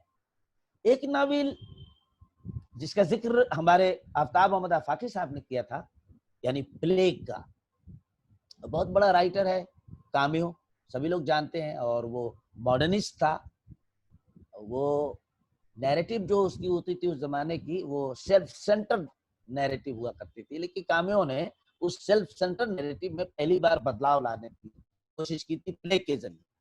تو یہ جو ان لوگوں سے الگ ایک کہانی، جیمس جوائس کی کہانی، جیمس جوائس فکشن کے حوالے سے بہت بڑا نام ہے، اس کی ایک کہانی دا سسٹرز، تو یہ تو پلیگ ہے نا، اس میں تو پیرالائسس کے بارے میں یہ ہو گیا ہے کہ ایک پریسٹ ہے جو مر گیا ہے، اور پریسٹ کے مرنے کے بعد یہ خبر پھیل جاتی ہے پورے شہر میں، گریٹ برٹن میں، کہ یہ دراصل بیماری لگ جائے گی کسی دوسرے کو بھی، اور ہوتا یہ ہے کہ پریسٹ کے مرنے کے بعد ایسا کچھ ہوتا بھی ہے، تو جو کہانی کا نیریٹر ہے وہ جڑ جاتا ہے، کہتا ہے یہ بیماری تو پھیل رہی ہے تو چاروں طرف سنسان لاک ڈاؤن, ایک چڑیا بھی سڑک پر نظر نہیں آ رہی ہے. تو یہ جو نیریٹر ہے دا سسٹرز کا, اس دوران میں محبت وغیرہ کا بھی جو کھیل ہے وہ رک گیا ہے, محبت نہیں ہو پا رہی ہے. یہ تو سسٹرز ہیں, یہ الگ الگ محبت کرتی ہیں, تو وہ بات تو رہنے دیجیے. تو یہ نیریٹر جو ہے یہ ڈر گیا ہے, اور ایک دن ریویل ہوتا ہے یار ایسا کچھ نہیں ہے, ہم باہر نکل سکتے ہیں, کچھ بھی نہیں ہوگا, ہم باہر نکل سکتے ہیں. اور وہ اپنے ریڈرز کو, جو امپلائڈ ریڈرز ہیں اسٹوری میں, ان کو کہتا ہے, ان کو بتاتا ہے کہ ہم لوگ باہر نکل سکتے ہیں. تو وہ کہتے کہتے ایک دن کانفیڈنٹ کے ساتھ گریٹ برٹن کی گلی میں چلا جاتا ہے, اور پہلی بار دھوپ کا احساس کرتا ہے, آزادی کا احساس کرتا ہے. کہتا ہے کہاں کچھ ہے, صرف خوف پھیلایا گیا ہے, کہاں کچھ ہے. لیکن آل آف اے سڈن جب وہ خوش ہے, آل آف اے سڈن اس کا چہرہ ایک دم بالکل متغیر ہو جاتا ہے, اور ایک خوف اس کے اندر سما جاتا ہے, وہ پرسٹ یاد آ جاتا ہے. اس کا آدھا حصہ جو چہرے کا ہے وہ جس طرح سے پیرالائز ہوا ہے, وہ ڈراؤنا چہرہ اس کے سامنے آتا ہے, اور وہ دوڑ کر پھر اپنے گھر میں جا کر محسوس ہو جاتا ہے. کیا سچویشن ہے؟ سچویشن یہ ہے کہ بعض بیماریاں ایسی ہوتی ہیں جو چھوت کی ہوتی ہیں, وہ انسان کے یہ جو تھنکنگ پروسیس ہے نا, اس کو ڈسرپٹ کر دیتی ہے. کمیونیکیشن کا ایک مادہ ہوتا ہے کہ آپ کچھ کہیں اور ہم سن لیں. یہ اس وقت ہوتا ہے جب سینڈر اور ریسیورز کے درمیان ماحول, صورتحال صحیح ہوتی ہے تو چیزیں پہنچتی ہیں آپ کے ذہن تک. لیکن جب ڈسرپٹ ہو جائے, پورے عالم میں ڈسرپشن ہو جائے, تو کمیونیکیشن لیول بالکل عجیب طرح کا ہو جاتا ہے. جیسے ابھی ہم آپ سے بات کر رہے ہیں اور ابھی ڈسرپٹ ہوتا ہے تو ہماری آواز سے گانا نکلنے لگے گا. یہ ہوتا ہے میڈیم کے درمیان. سسٹرز میں اس کو دکھانے کی کوشش کی گئی. اور اتفاق کی بات ہے کہ ان تمام کہانیوں میں, جس میں جو پلیگ کے حوالے سے یا مہاماری کے حوالے سے لکھی گئی کہانیوں میں, ان میں جو کیریکٹر ہوتا ہے وہ ڈاکٹر ہوتا ہے. جیسے کوارنٹین ہے, کہانی راجندر بیدی کی کہانی ہے. یہ کہانی میں, اس کہانی کا نیریٹر بھی کوارنٹین کا ایک ڈاکٹر ہے. اور جس سویپر کی بات میں کر رہا تھا نا, وہ اس کہانی میں ہے. اس کا نام ہے بھاگو. وہ نیا کرسچن ہے, وہ نیا کرسچن ہے, اور اس کا نام بھاگو ولیم ہے, بھاگو ولیم. اور وہ سویپر کا کام کرتا ہے. تو وہ جو کوارنٹین سینٹر ہے اس میں ڈاکٹر کام کرتا ہے. ڈاکٹر بہت پریشان ہے, بہت پریشان, بڑی دقتیں ہیں کوارنٹین, بہت دقتیں. تو ایک دن بھاگو ملتا ہے, بھاگو سے اکثر بات کرتا ہے ڈاکٹر کہ یہاں صفائی کرنے گیا تھا, وہاں اس محلے میں گیا تھا, تو وہاں نیا کیس نکلا, تو وہاں گاڑی پہنچ گئی, لوگوں کو لے کر کے کوارنٹین سینٹر لے آئی ہے. اور صاحب آج 21 پہنچ گئے, کل 22 پہنچ گئے, پرسوں 24 پہنچ گئے. اس طرح کی خبریں دیتا رہتا ہے. ایک دن آتا ہے تو کہتا ہے کہ صاحب یہ کوارنٹین جو ہے یہ دوزخ ہے, یہ دوزخ ہے صاحب. تو کیسے؟ تو بولا ہوا یہ کہ صاحب آپ تو جانتے ہی ہو, آپ تو وہی رہتے ہو, ہم جو ہے نا تمام مریضوں کی دیکھ بھال کرتے ہیں, اور کچھ مریض بے ہوش ہو جاتے ہیں, کچھ مریض مر جاتے ہیں. تو اتنے مریض مر رہے ہیں کہ لوگ جو ہے نا لاشوں کو سمیٹ کر کے اور بغل میں جا کر کے اسے جلا دیتے ہیں, جلدی جلدی جلا دیتے ہیں. آج صاحب ایک بے ہوش ہو گیا تھا, تو مرے ہوئے میں اس کو بھی شامل کر کے اور زندہ بے ہوش کو بھی اسی میں لے آ کر جلانے کی کوشش کی گئی. اور وہ چلانے لگا تو میں دوڑا, اور میرے ہاتھ جل گئے صاحب. میں نے کسی طرح سے اس کو بچا لیا, کمبل اڑا کر کے میں نے پھر دوسرے ہاسپٹل میں اس کو لے جایا گیا, اور صاحب وہ مر گیا. صاحب یہ کوارنٹین جو ہے نا دوزخ ہے. ڈاکٹر بھی کہتا ہے واقعی کوارنٹین دوزخ ہے. لیکن اس کے علاوہ چارہ کیا ہے؟ اس کے علاوہ چارہ کیا ہے؟ اور وہ کہتا ہے کہ تم ہوشیاری سے کام کرو, ورنہ تمہارے گھر میں بھی بیماری لگ سکتی ہے. اور ایک دن اس کی بیوی کو بیماری لگ جاتی ہے, اور وہ ڈاکٹر سے جب کہنے کے لیے آتا ہے تو ڈاکٹر اسے مارتا نہیں, سارا بہت غصہ اتارتا ہے. کہتا ہے کہ تم کو منع کیا تھا کہ تمہاری بیوی ہے, تمہارے بچے ہیں. بولا کہ صاحب کسی طرح سے اس کی دیکھ بھال کر لو. خیر آخر کار ڈاکٹر جا کر اسے دیکھتا ہے, بچانے کی کوشش کرتا ہے, لیکن بچتی نہیں اس کی بیوی, اس کا بچہ اور اس کی بیوی دونوں مر جاتے. اور اس کے بعد اب ڈاکٹر یہ کہتا ہے کہ اب بھاگو کسی بھی مریض کی خدمت نہیں کرے گا. جیسے کہ گلے لگا لگا کر کے ان کو خدمت کر رہا تھا, ایسا نہیں کرا, لیکن اس سے زیادہ وہ کرنے لگ جاتا ہے. خیر کسی طرح سے شہر سے اس کہانی میں بتایا گیا کہ بیماری دور ہو جاتی ہے, اور اس ڈاکٹر صاحب کو ایک بہت بڑا ایوارڈ ملتا ہے. یہ ایوارڈ لے کر کے جب گھر پہنچتے ہیں تو بھاگے دروازے پر کھڑا ہے، بھاگوں کو دیکھ کر کے یہ سٹپٹا جاتے ہیں. تب کہتا ہے بابو جی مبارک ہو آپ کو بہت بڑا ایوارڈ ملا.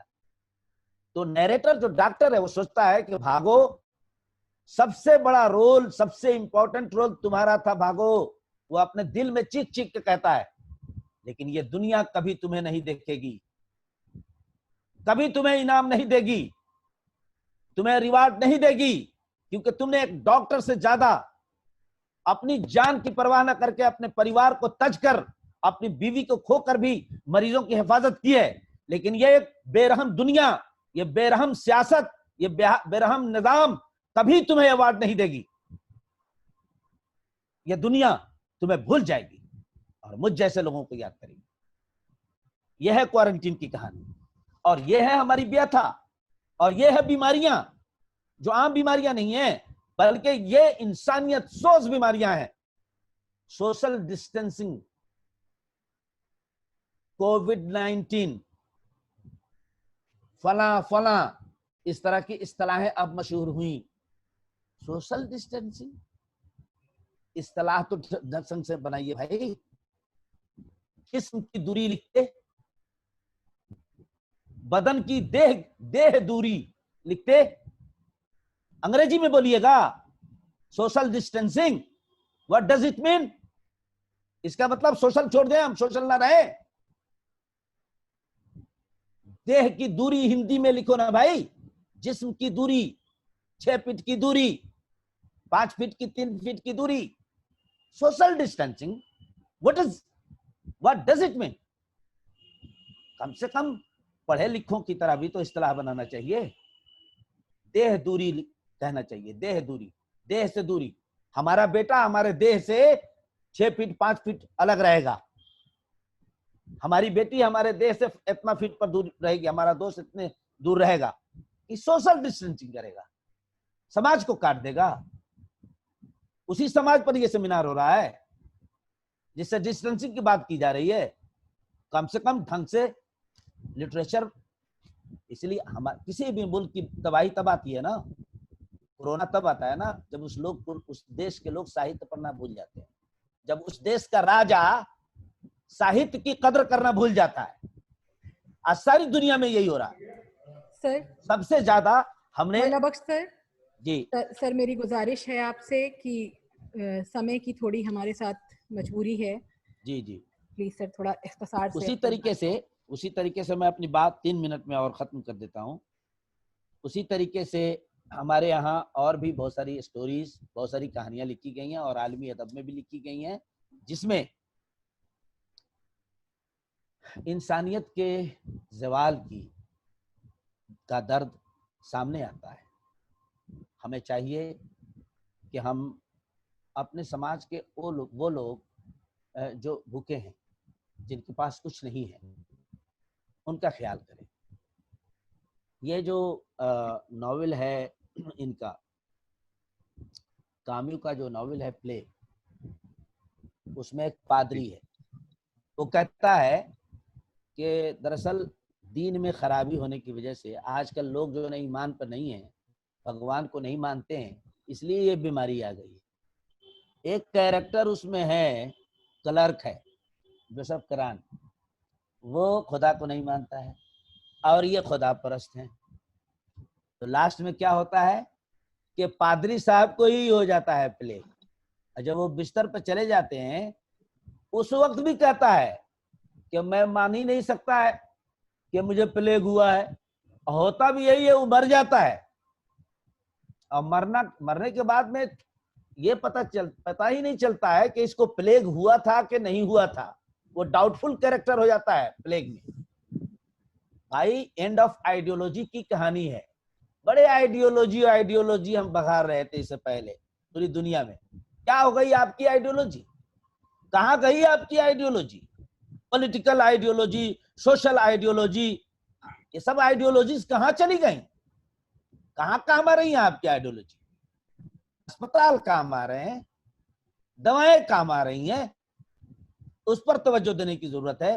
پلیگ کہتا ہے کہ there is no place of ideology in our society. اس آئیڈیولوجیز اور آئیڈیولوجی کے چکر میں ہم نے انسانیت کو تباہ کیا،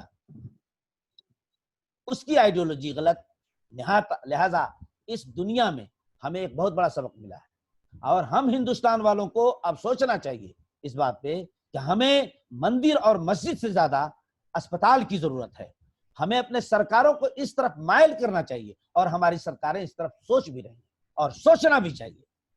اگر ایسا نہیں ہوا تو ہم اس کیا ایک چھوٹے چھوٹے بھی مسئلے سے نہیں نکل پائیں گے۔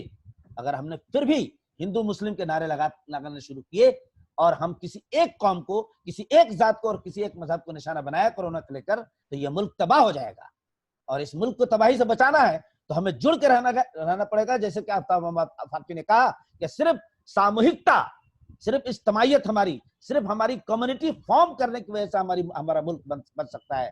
اور آج کا سب سے بڑا پیغام جو بریلی کالج کی طرف سے دیا جا رہا ہے وہ یہ کہ ہم اجتماعی طور پر ہندو مسلم سکھ عیسائی سب ایک ہو کر کورونا سے فائٹ کریں اور اس ملک کو بچائیں۔ بہت بہت شکریہ، بہت بہت شکریہ۔ بہت شکریہ سر، بہت اچھی بات آپ نے کہی کہ سب کو مل کر اس کووڈ-19 سے لڑنا ہے، صرف اپنے ملک کے لیے نہیں بلکہ تمام دنیا کے لیے۔ اور اس وقت میں جیسا ساہتیہ، جیسا ادب تیزی سے تخلیق کیا جا رہا ہے، بلک لٹریچر، جسے دیکھ کر ہمیں بڑی نراشا، بڑی مایوسی ہو رہی تھی کہ ایسی رچنائیں فوری طور پر لکھی جا رہی ہیں جنہیں ادب کے خانے میں شامل کیا جائے یا نہیں، تو ان کے لیے آپ نے ایک بڑا اچھا ٹرم دیا، احتجاج کی اپنی الگ شعریات ہوتی ہے۔ تو امید ہے کہ آنے والے وقت میں جب یہ وقت اپنے دیر پا اثرات چھوڑے گا تو کچھ کال جئی ساہتیہ، کچھ آفاقی ادب ہمیں اپنی زبان میں بھی دیکھنے کے لیے ملے گا۔ اب میں اپنے تیسرے اسپیکر، ہمارے مہمان خصوصی پروفیسر علی احمد فاطمی صاحب کو بلانا چاہوں گی۔ سر الہ آباد یونیورسٹی شعبہ اردو کے HOD رہے ہیں، 4 دہائی تک سر نے شعبہ اردو میں درس و تدریس کی۔ مجھے بھی یہ خوش نصیبی حاصل رہی کہ میں ان کی شاگردہ رہی ہوں۔ نئے ترقی پسند نقادوں میں فاطمی صاحب کی نمایاں حیثیت ہے۔ عبدالحلیم شرر، نذیر اکبر آبادی، جوش، پریم چند، سجاد ظہیر، فیض، مجاز، فراق گورکھپوری جیسے بڑے ناموں پر سر کی 30 سے زیادہ کتابیں ہیں۔ نیا سفر اور جوش بانی کے نام سے سر 2 رسالے باقاعدگی سے نکالتے رہے۔ UP اردو اکیڈمی نے فاطمی صاحب کو پریم چند ایوارڈ، غالب انسٹیٹیوٹ نے غالب ایوارڈ برائے تحقیق و تنقید، کیفی اعظمی ایوارڈ اور فراق گورکھپوری ایوارڈ سے نوازا ہے۔ اب میں پروفیسر علی احمد فاطمی صاحب سے گزارش کروں گی کہ وہ اپنا کلیدی خطبہ ہمارے پارٹیسپینٹس کے سامنے پیش کریں۔ Over to you sir. بہت شکریہ شیبیہ جی، آپ ہماری شاگردہ ہیں، آپ نے اس کا اظہار کیا، بہت اچھا لگ رہا ہے، اور آپ کے اس ویبینار میں شرکت کرتے ہوئے مجھے اور بھی اچھا لگ رہا ہے۔ میں اس کالج کے سیکریٹری، کالج کے پرنسپل اور صدر شعبہ اردو ڈاکٹر حق، اور اپنے شاگرد، دوسرے شاگرد ڈاکٹر طارق اور دوسرے اساتذہ، ان سب کا شکریہ ادا کرتا ہوں کہ انہوں نے اس سیمینار کا اہتمام کیا اور مجھے بھی شریک بزم کیا۔ مجھ سے قبل میرے 2 عزیز ترین دوستوں اور لائق استادوں نے، اسکالرس نے اپنے اپنے خیالات رکھے، میں بہت شکر گزار ہوں، اور سب سے زیادہ مولا بخش کا شکریہ ادا کرتا ہوں کہ آفاقی تو ہمارے ترقی پسند ساتھیوں میں ہیں، لیکن مولا بخش اس طرح سے ترقی، ان معنوں میں ترقی پسند نہیں ہیں۔ وہ تھیوریز پر اسٹائلسٹک کے ایکسپرٹ ہیں، بڑا کام ہے، بڑے لائق آدمی ہیں، لیکن آج جس طرح سے انہوں نے گفتگو کی کہ احتجاج کی اپنی شعریات ہوتی ہے، اور سماجی افادیت، سماجیت، خارجیت اور لمحاتی ادب کی افادیت پر بات چیت کی، اس کو سن کر مجھے بہت خوشی ہو رہی ہے۔ ایک بات انہوں نے یہ بھی کہی کہ کہاں گئی ایڈیولوجی ختم ہو گئی، اور اس کے بعد پھر انہوں نے انسانیت کی، محبت کی، پیغام کی باتیں کی۔ یہ انسانیت کی باتیں، یہ محبت کی باتیں خود اپنے آپ میں ایک آئیڈیالوجی ہیں. یہی ہم کہتے آئے ہیں. ہم نے کبھی یہ نہیں کہا کہ ہر ادیب کا کوئی پولیٹیکل ایجنڈا ہونا چاہیے، کوئی آئیڈیالوجی ہونی چاہیے. انسان کا ادب کا رشتہ سیدھے انسانی معاشرے سے ہونا چاہیے. ادب سے زندگی کا، ادب سے سماج کا، ادب سے عوام کا رشتہ ہونا چاہیے. اور یہ ہم نہیں کہہ رہے ہیں، ہمارے بزرگوں نے بھی یہ سب باتیں کہیں. بس ذرا سا ادب اور سماج کے رشتوں کو یوں سمجھ لینا چاہیے کہ سماج کس طرح ادب میں داخل ہوتا ہے، یہ ادب کس طرح سماج کو اسیمیلیٹ کرتا ہے. اس کا کوئی میکینیکل رشتہ نہیں ہوتا، کوئی اس کا فارمولہ بند طریقہ نہیں ہوتا.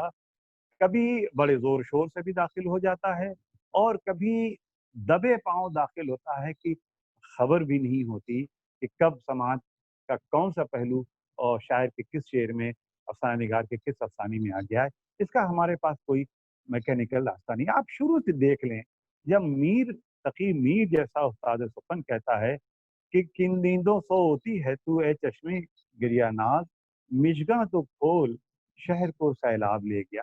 اب شہر اور سیلاب یہ کس بات کے اشارے ہیں؟ یا جب غالب کہتے ہیں کہ لکھتے رہے جنوں کی حکایات خوچکاں، ہر چند اس میں ہاتھ ہمارے قلم ہوئے. تو یہ جو حکایت خوچکاں ہیں یہ کس کی ہے؟ بھائی وہ ظاہر ہے اس عہد کا ماحول ہے، اس عہد کی دلی ہے، دلی کے خون بھرے فسادات ہیں. یہ آپ دیکھیے کہ 19ویں صدی کا کوئی بھی ادیب ہو، سر سید ہوں، حالی ہوں، اکبر ہوں، کیا آپ اس عہد کے سماجی تغیرات کے بغیر ان کو آپ سمجھ سکتے ہیں؟ نہیں سمجھ سکتے. ارے بھائی سارتھ جس کی آپ فلسفہ وجودیت پر سر دھنتے ہیں اور آپ اسی کی بنیاد پر جدیدیت کو کھڑا کرتے ہیں، وہ خود ایک اپنے مضمون انگیج لٹریچر یعنی وابستگی کا ادب میں صاف طور پر کہتا ہے کہ ادیب کو نجات اور آزادی کا ایک مثبت نظریہ واضح کرنا چاہیے. اسے مجبور اور محروم طبقوں کے نقطہ نظر سے جبر و تشدد کی مذمت کرنا چاہیے. 4 پوائنٹس دیے ہیں اس نے، میں یہاں صرف 2 ہی پڑھ رہا ہوں وقت کی تنگی کی وجہ سے. دنیا کے بڑے ادیب، دنیا کے بڑے شاعر، کیا آپ حافظ رومی سے چلے جائیے یا دوسرے سب کا ادب سے، زندگی سے. یہ الگ بات ہے کہ ترقی پسند تحریک نے باقاعدہ اسے ایک پلیٹ فارم دیا اور غالباً پہلی مرتبہ ایسا ہوا کہ ادب و زندگی، ادب اور سماج، ادب اور انقلاب، ادب اور عوام، ادب اور معاشرہ، ادب اور تہذیب، ایسے موضوعات پر باقاعدہ مقالے لکھے اور ان رشتوں کی نزاکتوں پر خیر حاصل بحث کی. اور ہم نے اب اس کا رد عمل بھی ہوا. یہ بھی کہا جانے لگا کہ سماج سے کوئی رشتہ نہیں ہوتا ہے، سے کوئی نہیں ہوتا، مصنف سے کوئی رشتہ نہیں ہوتا، ٹائم لیس ہوتا ہے. متن کی بات ٹھیک ہے، وہ میں بہت زیادہ بحثوں میں نہیں پڑھنا چاہتا، لیکن یہ ممکن ہی نہیں ہے کہ سماج سے ادب کا رشتہ ڈائریکٹ یا انڈائریکٹ، بالواسطہ یا بلا واسطہ نہ ہو. ہر ادیب، ہر شاعر، ہر فنکار کی ریسیپٹیوٹی ہوتی ہے، اس کی قبولیت کے انداز مختلف ہوتے ہیں. ہم کبھی نہیں کہتے کہ ہر ادیب و شاعر جھنڈا بردار ہو، پرچم بردار ہو اور اسے جلوس میں آ جانا چاہیے. نہیں، ادیب کا کام لکھنا ہے، پڑھنا ہے. ہاں، اس کے اپنے مشاہدات، اس کے تجربات اور زندگی سے اس کی وابستگی ہونی چاہیے. آپ دیکھیے کہ کب ہمارا ادیب چپ رہا، چاہے 1857 کا غدر ہوا ہو، حادثے ہوئے ہوں، کیسے کیسے شہر آشوب لکھے گئے، رزم نامے لکھے گئے، مرثیے لکھے گئے، نظمیں لکھی گئیں اور غزلوں میں اشارے کیے گئے. یہ میں نے ابھی میر کا غالب کا شعر پڑھا، آپ نے دیکھا ایسے نہ جانے کتنے اشعار ہیں جو پڑھے گئے، کہے گئے. بنگال کا قحط ہوا تو دیکھیے کتنی نظمیں ہمارے شاعروں نے کہیں. اب اس کو بھوکا ہے بنگال ساتھی، کیا مصرا مشہور ہوا اور نظم پوری مشہور ہوئی، اور لوگوں نے بھی کہیں.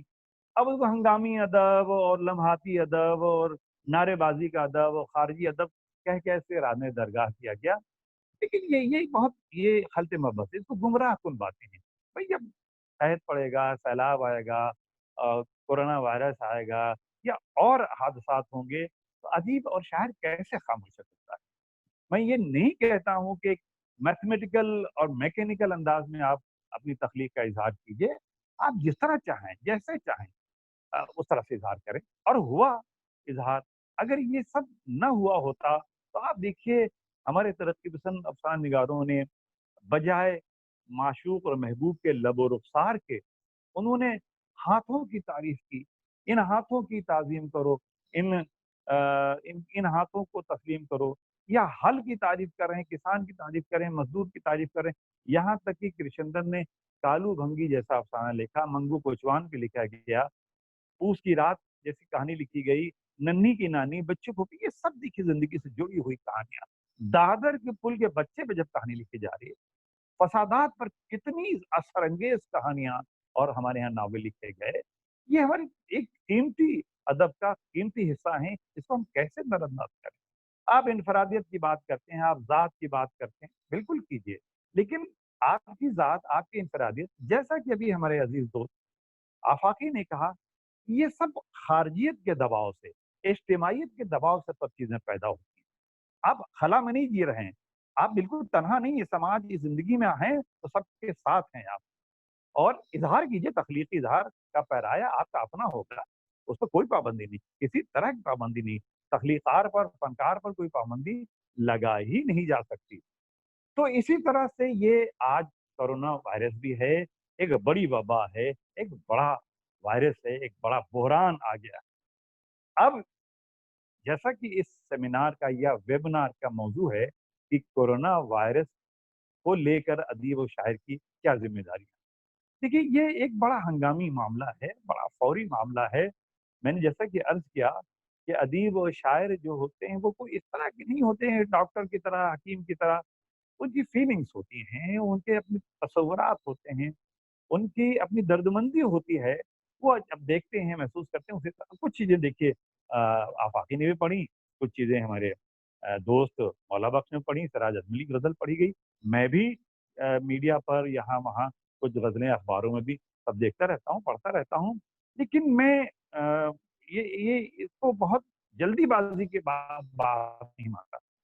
ठीक है, कोई लम्हाती मतलब होता है, पैदा करना पड़ता है, लिखना पड़ता है, लेकिन कहानियाँ आने में, नावल आने में, इसको महसूस करने में थोड़ा वक़्त लगता है और उसको तख़लीक़ के सांचे में ढालने में वक़्त लगता है।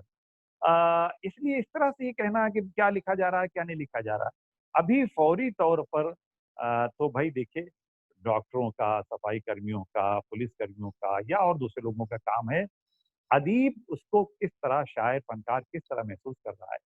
बीमारी के बारे में तो आप क्या लिखेंगे? हाँ, बीमारी से जूझ रहे उन इंसानों की बेचारगी जो सैकड़ों मील का सफ़र कर रहे हैं, भूखे प्यासे हैं। अगर आपको ये मंज़र परेशान नहीं करते, तो फिर मुझे आपके फ़नकार होने में क्या, मुझे आपके इंसान होने में भी शुबा है, दर्दमंदी का।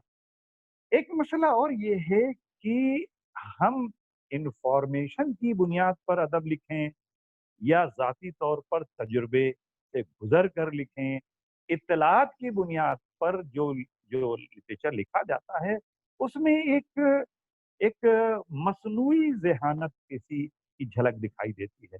और जो तजुर्बात के साथ लिखा जाता है, आग की भट्टी में तप कर लिखा जाता है, वो अदब ज़रा ज़्यादा सच्चा और खरा होता है। देखना यही है कि जिस दौर में हम जी रहे हैं, ये एक सारफियत का दौर है, एक मार्केट कल्चर, एक कंज्यूमर कल्चर है, एक प्लास्टिक एज जिसे कहा जाता है, प्लास्टिक कल्चर, जहाँ एक मसनूई ज़ेहानत काम कर रही है। वो सारी दर्दमंदी, वो सारा वो तख़य्युलात, वो आरज़ूमंदी, वो तसव्वुरात, वो इंसान दोस्ती, वो सब जैसे आज के ये कोरोना ना भी होता, तब भी देखिए अभी मर्ग अंबो जो नॉवेल आया है मुशर्रफ अलम ज़ौक़ी के, वो ठीक इसी मौजू पर, या उससे पहले भी वो लिखते रहे हैं और दूसरे लोग भी लिखते रहे हैं। मांझी जो नावल आया है गज़नफ़र का, पूरा सारफियत पर पूरा नावल, या दलित की प्रॉब्लम पर जो लिखा जा रहा है, तानीज़ियत की प्रॉब्लम पे लिखा जा रहा है, ये सब बहुत कुछ अच्छा तो है। लेकिन अब मैं ये सोचता हूँ कि इस इनमें आग का दरिया या उदास नस्लें जैसा नावल क्यों नहीं लिखा जा पा रहा है? या ये जो शेर व शायरी हो रही है, ठीक है, लम्हाती है, हंगामी है, जो भी कह लीजिए। मैं उनकी कद्र करता हूँ, उनका इस्तक़बाल भी करता हूँ। लेकिन और कर ये करता हूँ कि आज के इस प्लास्टिक एज में लिटरेचर की अहमियत क्या रह गई? और लिटरेचर पढ़ा कितना जा रहा है? लिटरेचर पहुँच कितना रहा है और समझा कितना जा रहा है? जब ये सारी चीज़ों पे गौर करेंगे, तब आपको ये लगेगा कि कोरोना को भी लेकर हमारे अदीब व शायर और फनकार किस तरह इस मरज को कितना ले रहे हैं और मरीजों को कितना ले रहे हैं और इंसानों को कितना ले रहे हैं। मैं फिर अर्ज करूं कि अदब जो है वो मैकेनिकी अमल नहीं, अदब जो है वो आप ढले ढलाए अंदाज में नहीं, जब तक वो दर्दमंदी नहीं महसूस होती, जो फैज ने कहा था कि बड़ा है दर्द का रिश्ता ये दिल गरीब सही, तुम्हारे नाम पे आएंगे गम गुसार चले। तो ये गम गुसारी का रिश्ता नहीं पैदा होता, दर्दमंदी का रिश्ता नहीं पैदा होता। तो शेर देखिए भाई, हमारे सब जो शोरा कह रहे हैं ये अच्छे लायक लोग हैं, उस्ताद लोग हैं, इनको शेर कहना आ गया, शेर कह दिया, बहुत अच्छा। कहानी क्यों नहीं अब तक आई? इसलिए कहानी जरा वक्त लेती है, नावल उससे भी ज्यादा वक्त लेता है। आप देखिए कि 47 में फसादात हुए, 59 में लिखा गया आग का दरिया, या इस तरह की और बहुत सारी मिसालें। वो थोड़ा सा वक्त, उसमें वो सिर्फ मुशाहिदे से काम नहीं चलता, वो सिर्फ इत्तलात से भी नहीं लिखा जा सकता अदब। चैनल से या और दूसरे उनसे इत्तलात की बुनियाद पर आप कोई कहानी लिख दें या नावल लिख दें, तो उसमें वो फीकापन रहता है, वो असरअंगेज़ी, वो तासीर नहीं रहती जो जो ठोगा हुआ, झेला हुआ या उनके बीच में गुज़ारे हुए का हुआ जो कर्ब होता है, वो उस तरह से लिखा जाता है। तो अदब आजकल पढ़ कौन रहा है? किताबों से रिश्ता टूटता चला जा रहा है। हर वक़्त नया तालिब इल्म वेबसाइट पर, फ़ेसबुक पर, हमारे बड़े-बड़े शोरा, हमारे बड़े-बड़े अफ़साने-निगार इस वक़्त फ़ेसबुक में अपना नाम दर्ज कराने के लिए जितना बेताब हैं, तारीख़ में दर्ज कराने के लिए उतने बेताब नहीं हैं। तो ये बात सब समझनी चाहिए कि वक़्त इतना बेरहम और ज़ालिम है, उतना ही रहमदिल भी है। अभी जो बहुत अच्छी बात की हमारे दोस्त मौला बख्श ने कि कुदरत के साथ आप मज़ाक कर रहे हैं। आप छोटी रियासतों और छोटे तबके या अक़लियत के तबकों के साथ आप मज़ाक कर रहे हैं, ज़ुल्म कर रहे हैं बल्कि।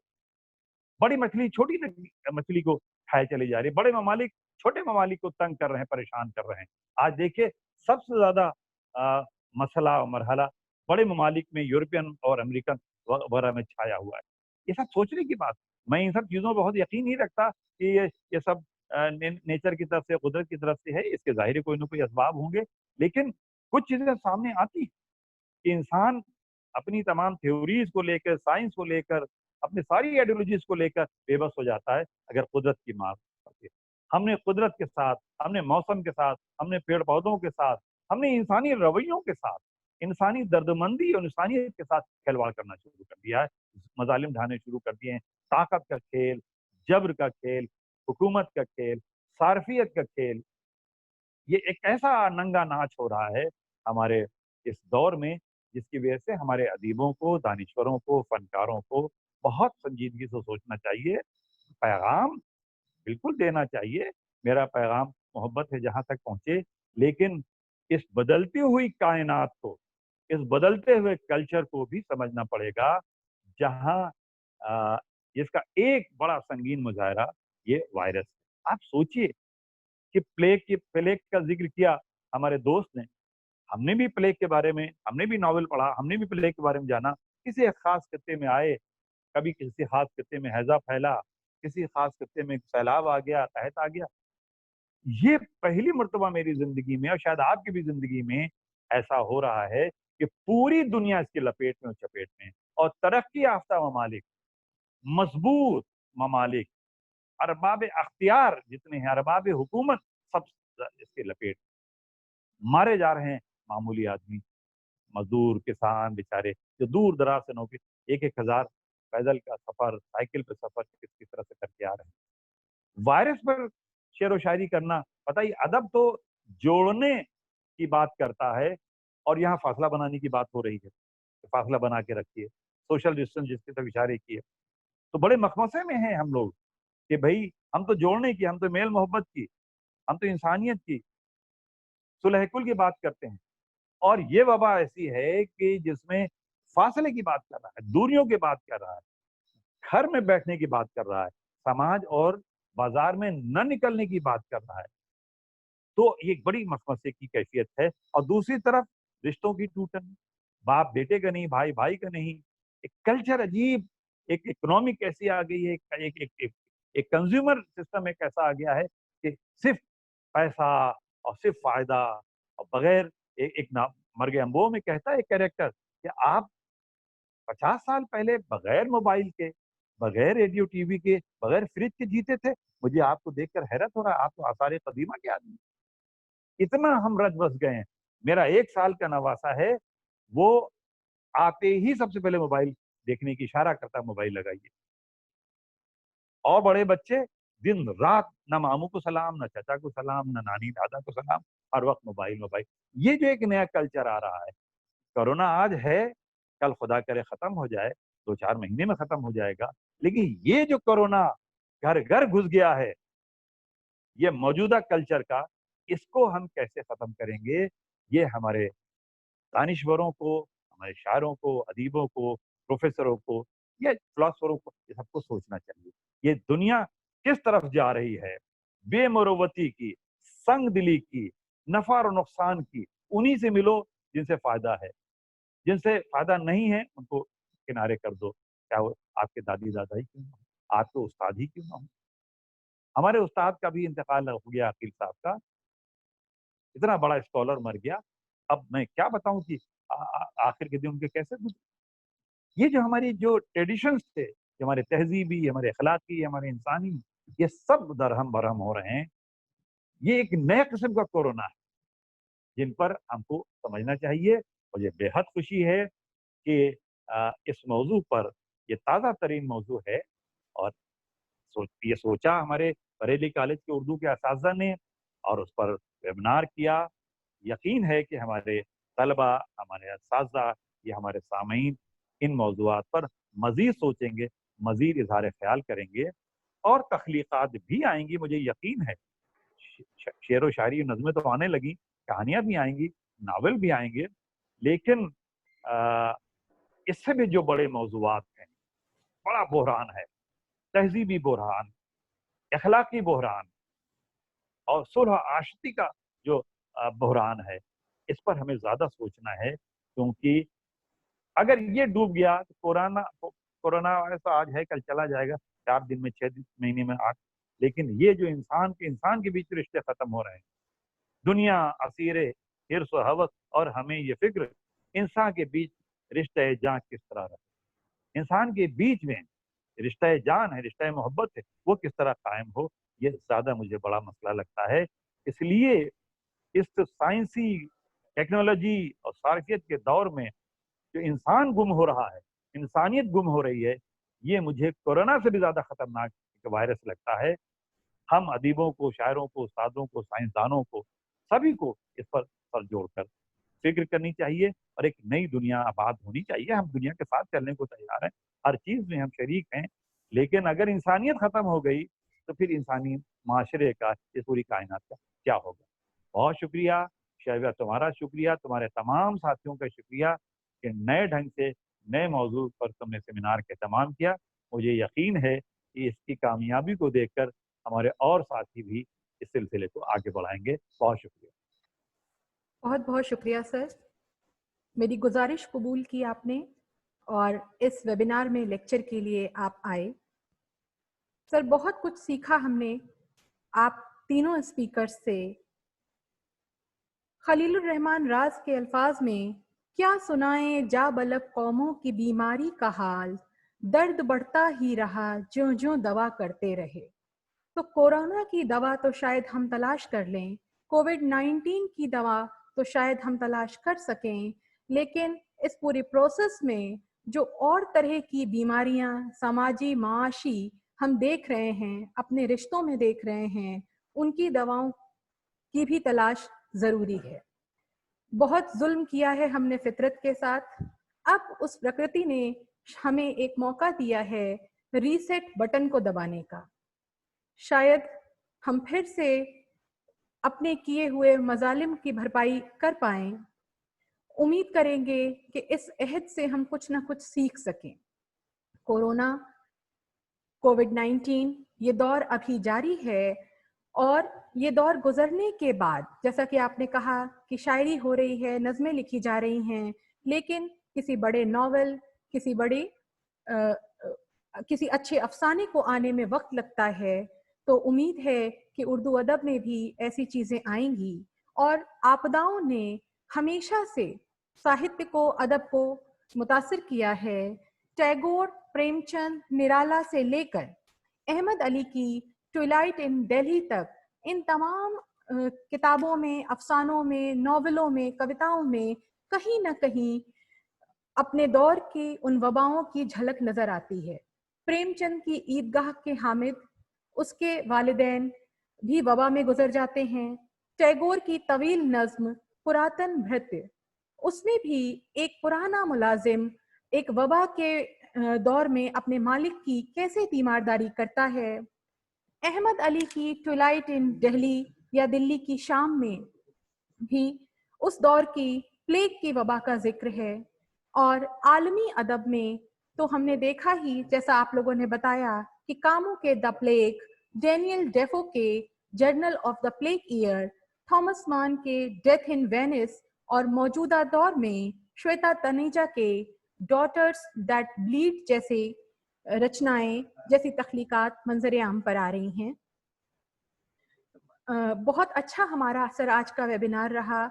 मैं आप अपने तीनों स्पीकर्स की ममनून हूँ कि मेरी गुजारिश को आपने फ़ौरन ही बहुत ही शफ़क़त के साथ कबूल किया, और मुझे उम्मीद है कि हमारे पार्टिसिपेंट्स ने बहुत मालूमात हासिल की होगी आपके लेक्चर से, और इस तरफ वो और ज़्यादा सोचेंगे कि अदब पर क्या क्या असरात हो सकते हैं, अदब किन किन तरीक़ों से समाज के काम आ सकता है, और इस वबा या दूसरी जो भी परेशानियां समाज की हैं उनके किन किन पहलुओं को अदब खुद में दर्ज कर सकता है। अब मैं अपने शोबे के साथी डॉक्टर अहमद तारिक साहब को बुलाना चाहूँगी कि वो आएँ और बाज़ाब्ता हमारे मेहमानों के शुक्रिया की रस्म अदा करें। उसके पहले पार्टिसिपेंट से मेरी गुजारिश है कि 1-2 रोज़ में आपके ईमेल पर फीडबैक फॉर्म पहुंच जाएगा। आप अपना फीडबैक फॉर्म सही ईमेल आईडी और नाम के साथ भरें। आपके मेल पर आपका इस वेबिनार के पार्टिसिपेशन का ई सर्टिफिकेट पहुंच जाएगा। शुक्रिया की रस्म के बाद आप हमारे साथ राष्ट्रगान में शामिल हों। अपनी अपनी जगहों पर खड़े होकर राष्ट्रगान करें और अपने मुल्क और दुनिया की सलामती के लिए दुआ करें। मैं अहमद तारिक साहब को आवाज़ देती हूँ। Over to you sir. हज़रात, मैं सबसे पहले तो ममनून हूँ अपने उस्ताद मोहतरम प्रोफेसर अली अहमद फ़ातिमी साहब का कि इस लॉकडाउन के दरमियान अपनी बेपनाह मसरूफ़ियत में से उन्होंने हमारे प्रोग्राम के लिए अपना कीमती वक्त निकाला। ये बात कम लोगों को मालूम है कि फ़ातिमी साहब ने इस 2 माह के लॉकडाउन के दरमियान अपनी 4 किताबों की तसनीफ़ मुकम्मल की है, जो अनक़रीब लॉकडाउन ख़त्म होने के बाद जब ज़िंदगी मामूल पर आ जाएगी तो वो किताबें शाये होकर मंज़र आम पर आएंगी। मैं ममनून हूँ प्रोफेसर मौला बख्श शफ़ीर साहब का।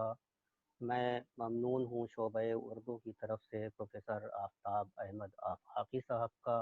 मैं ममनून हूँ उन तमाम शुरका का जो इस वक्त पूरे मुल्क से हमारे इस वेबिनार से जुड़े हुए हैं, और मैं ममनून हूँ बरेली कॉलेज बरेली के अपने उन साथियों का जिन्होंने हमें टेक्निकल ताउन दिया और ताकि हम इस वेबिनार को कामयाबी के साथ मुनक्किद कर सकें। और मेरा ख़्याल है कि वक्त की कमी के बाइस सवाल व जवाब का सिलसिला कायम नहीं हो सकेगा, इसलिए मैं 2 घंटे का दौरानिया रहा इस प्रोग्राम का कमोबेश। मैं तमाम शुरका का शुक्रिया अदा करता हूँ, कॉलेज की इंतज़ामिया का, कॉलेज के सेक्रेटरी देवमूर्ति साहब का, अपने प्रिंसिपल डॉक्टर अनुराग मोहन साहब का, और तमाम साथियों का, शोबे उर्दू के सदर डॉक्टर नूरुल हक साहब का, डॉक्टर शैव्या त्रिपाठी का, कि उन्होंने इंतहाई कामयाबी के साथ शोबे उर्दू की इस पहली कोशिश को पहुंचाया। मेरा ख़्याल है कि अब हमें तमाम शुरका का शुक्रिया अदा करके और इस प्रोग्राम को अब मैं दोबारा शैव्या त्रिपाठी के हवाले करता हूं कि वो इसका इख्तिताम बाकायदा करें।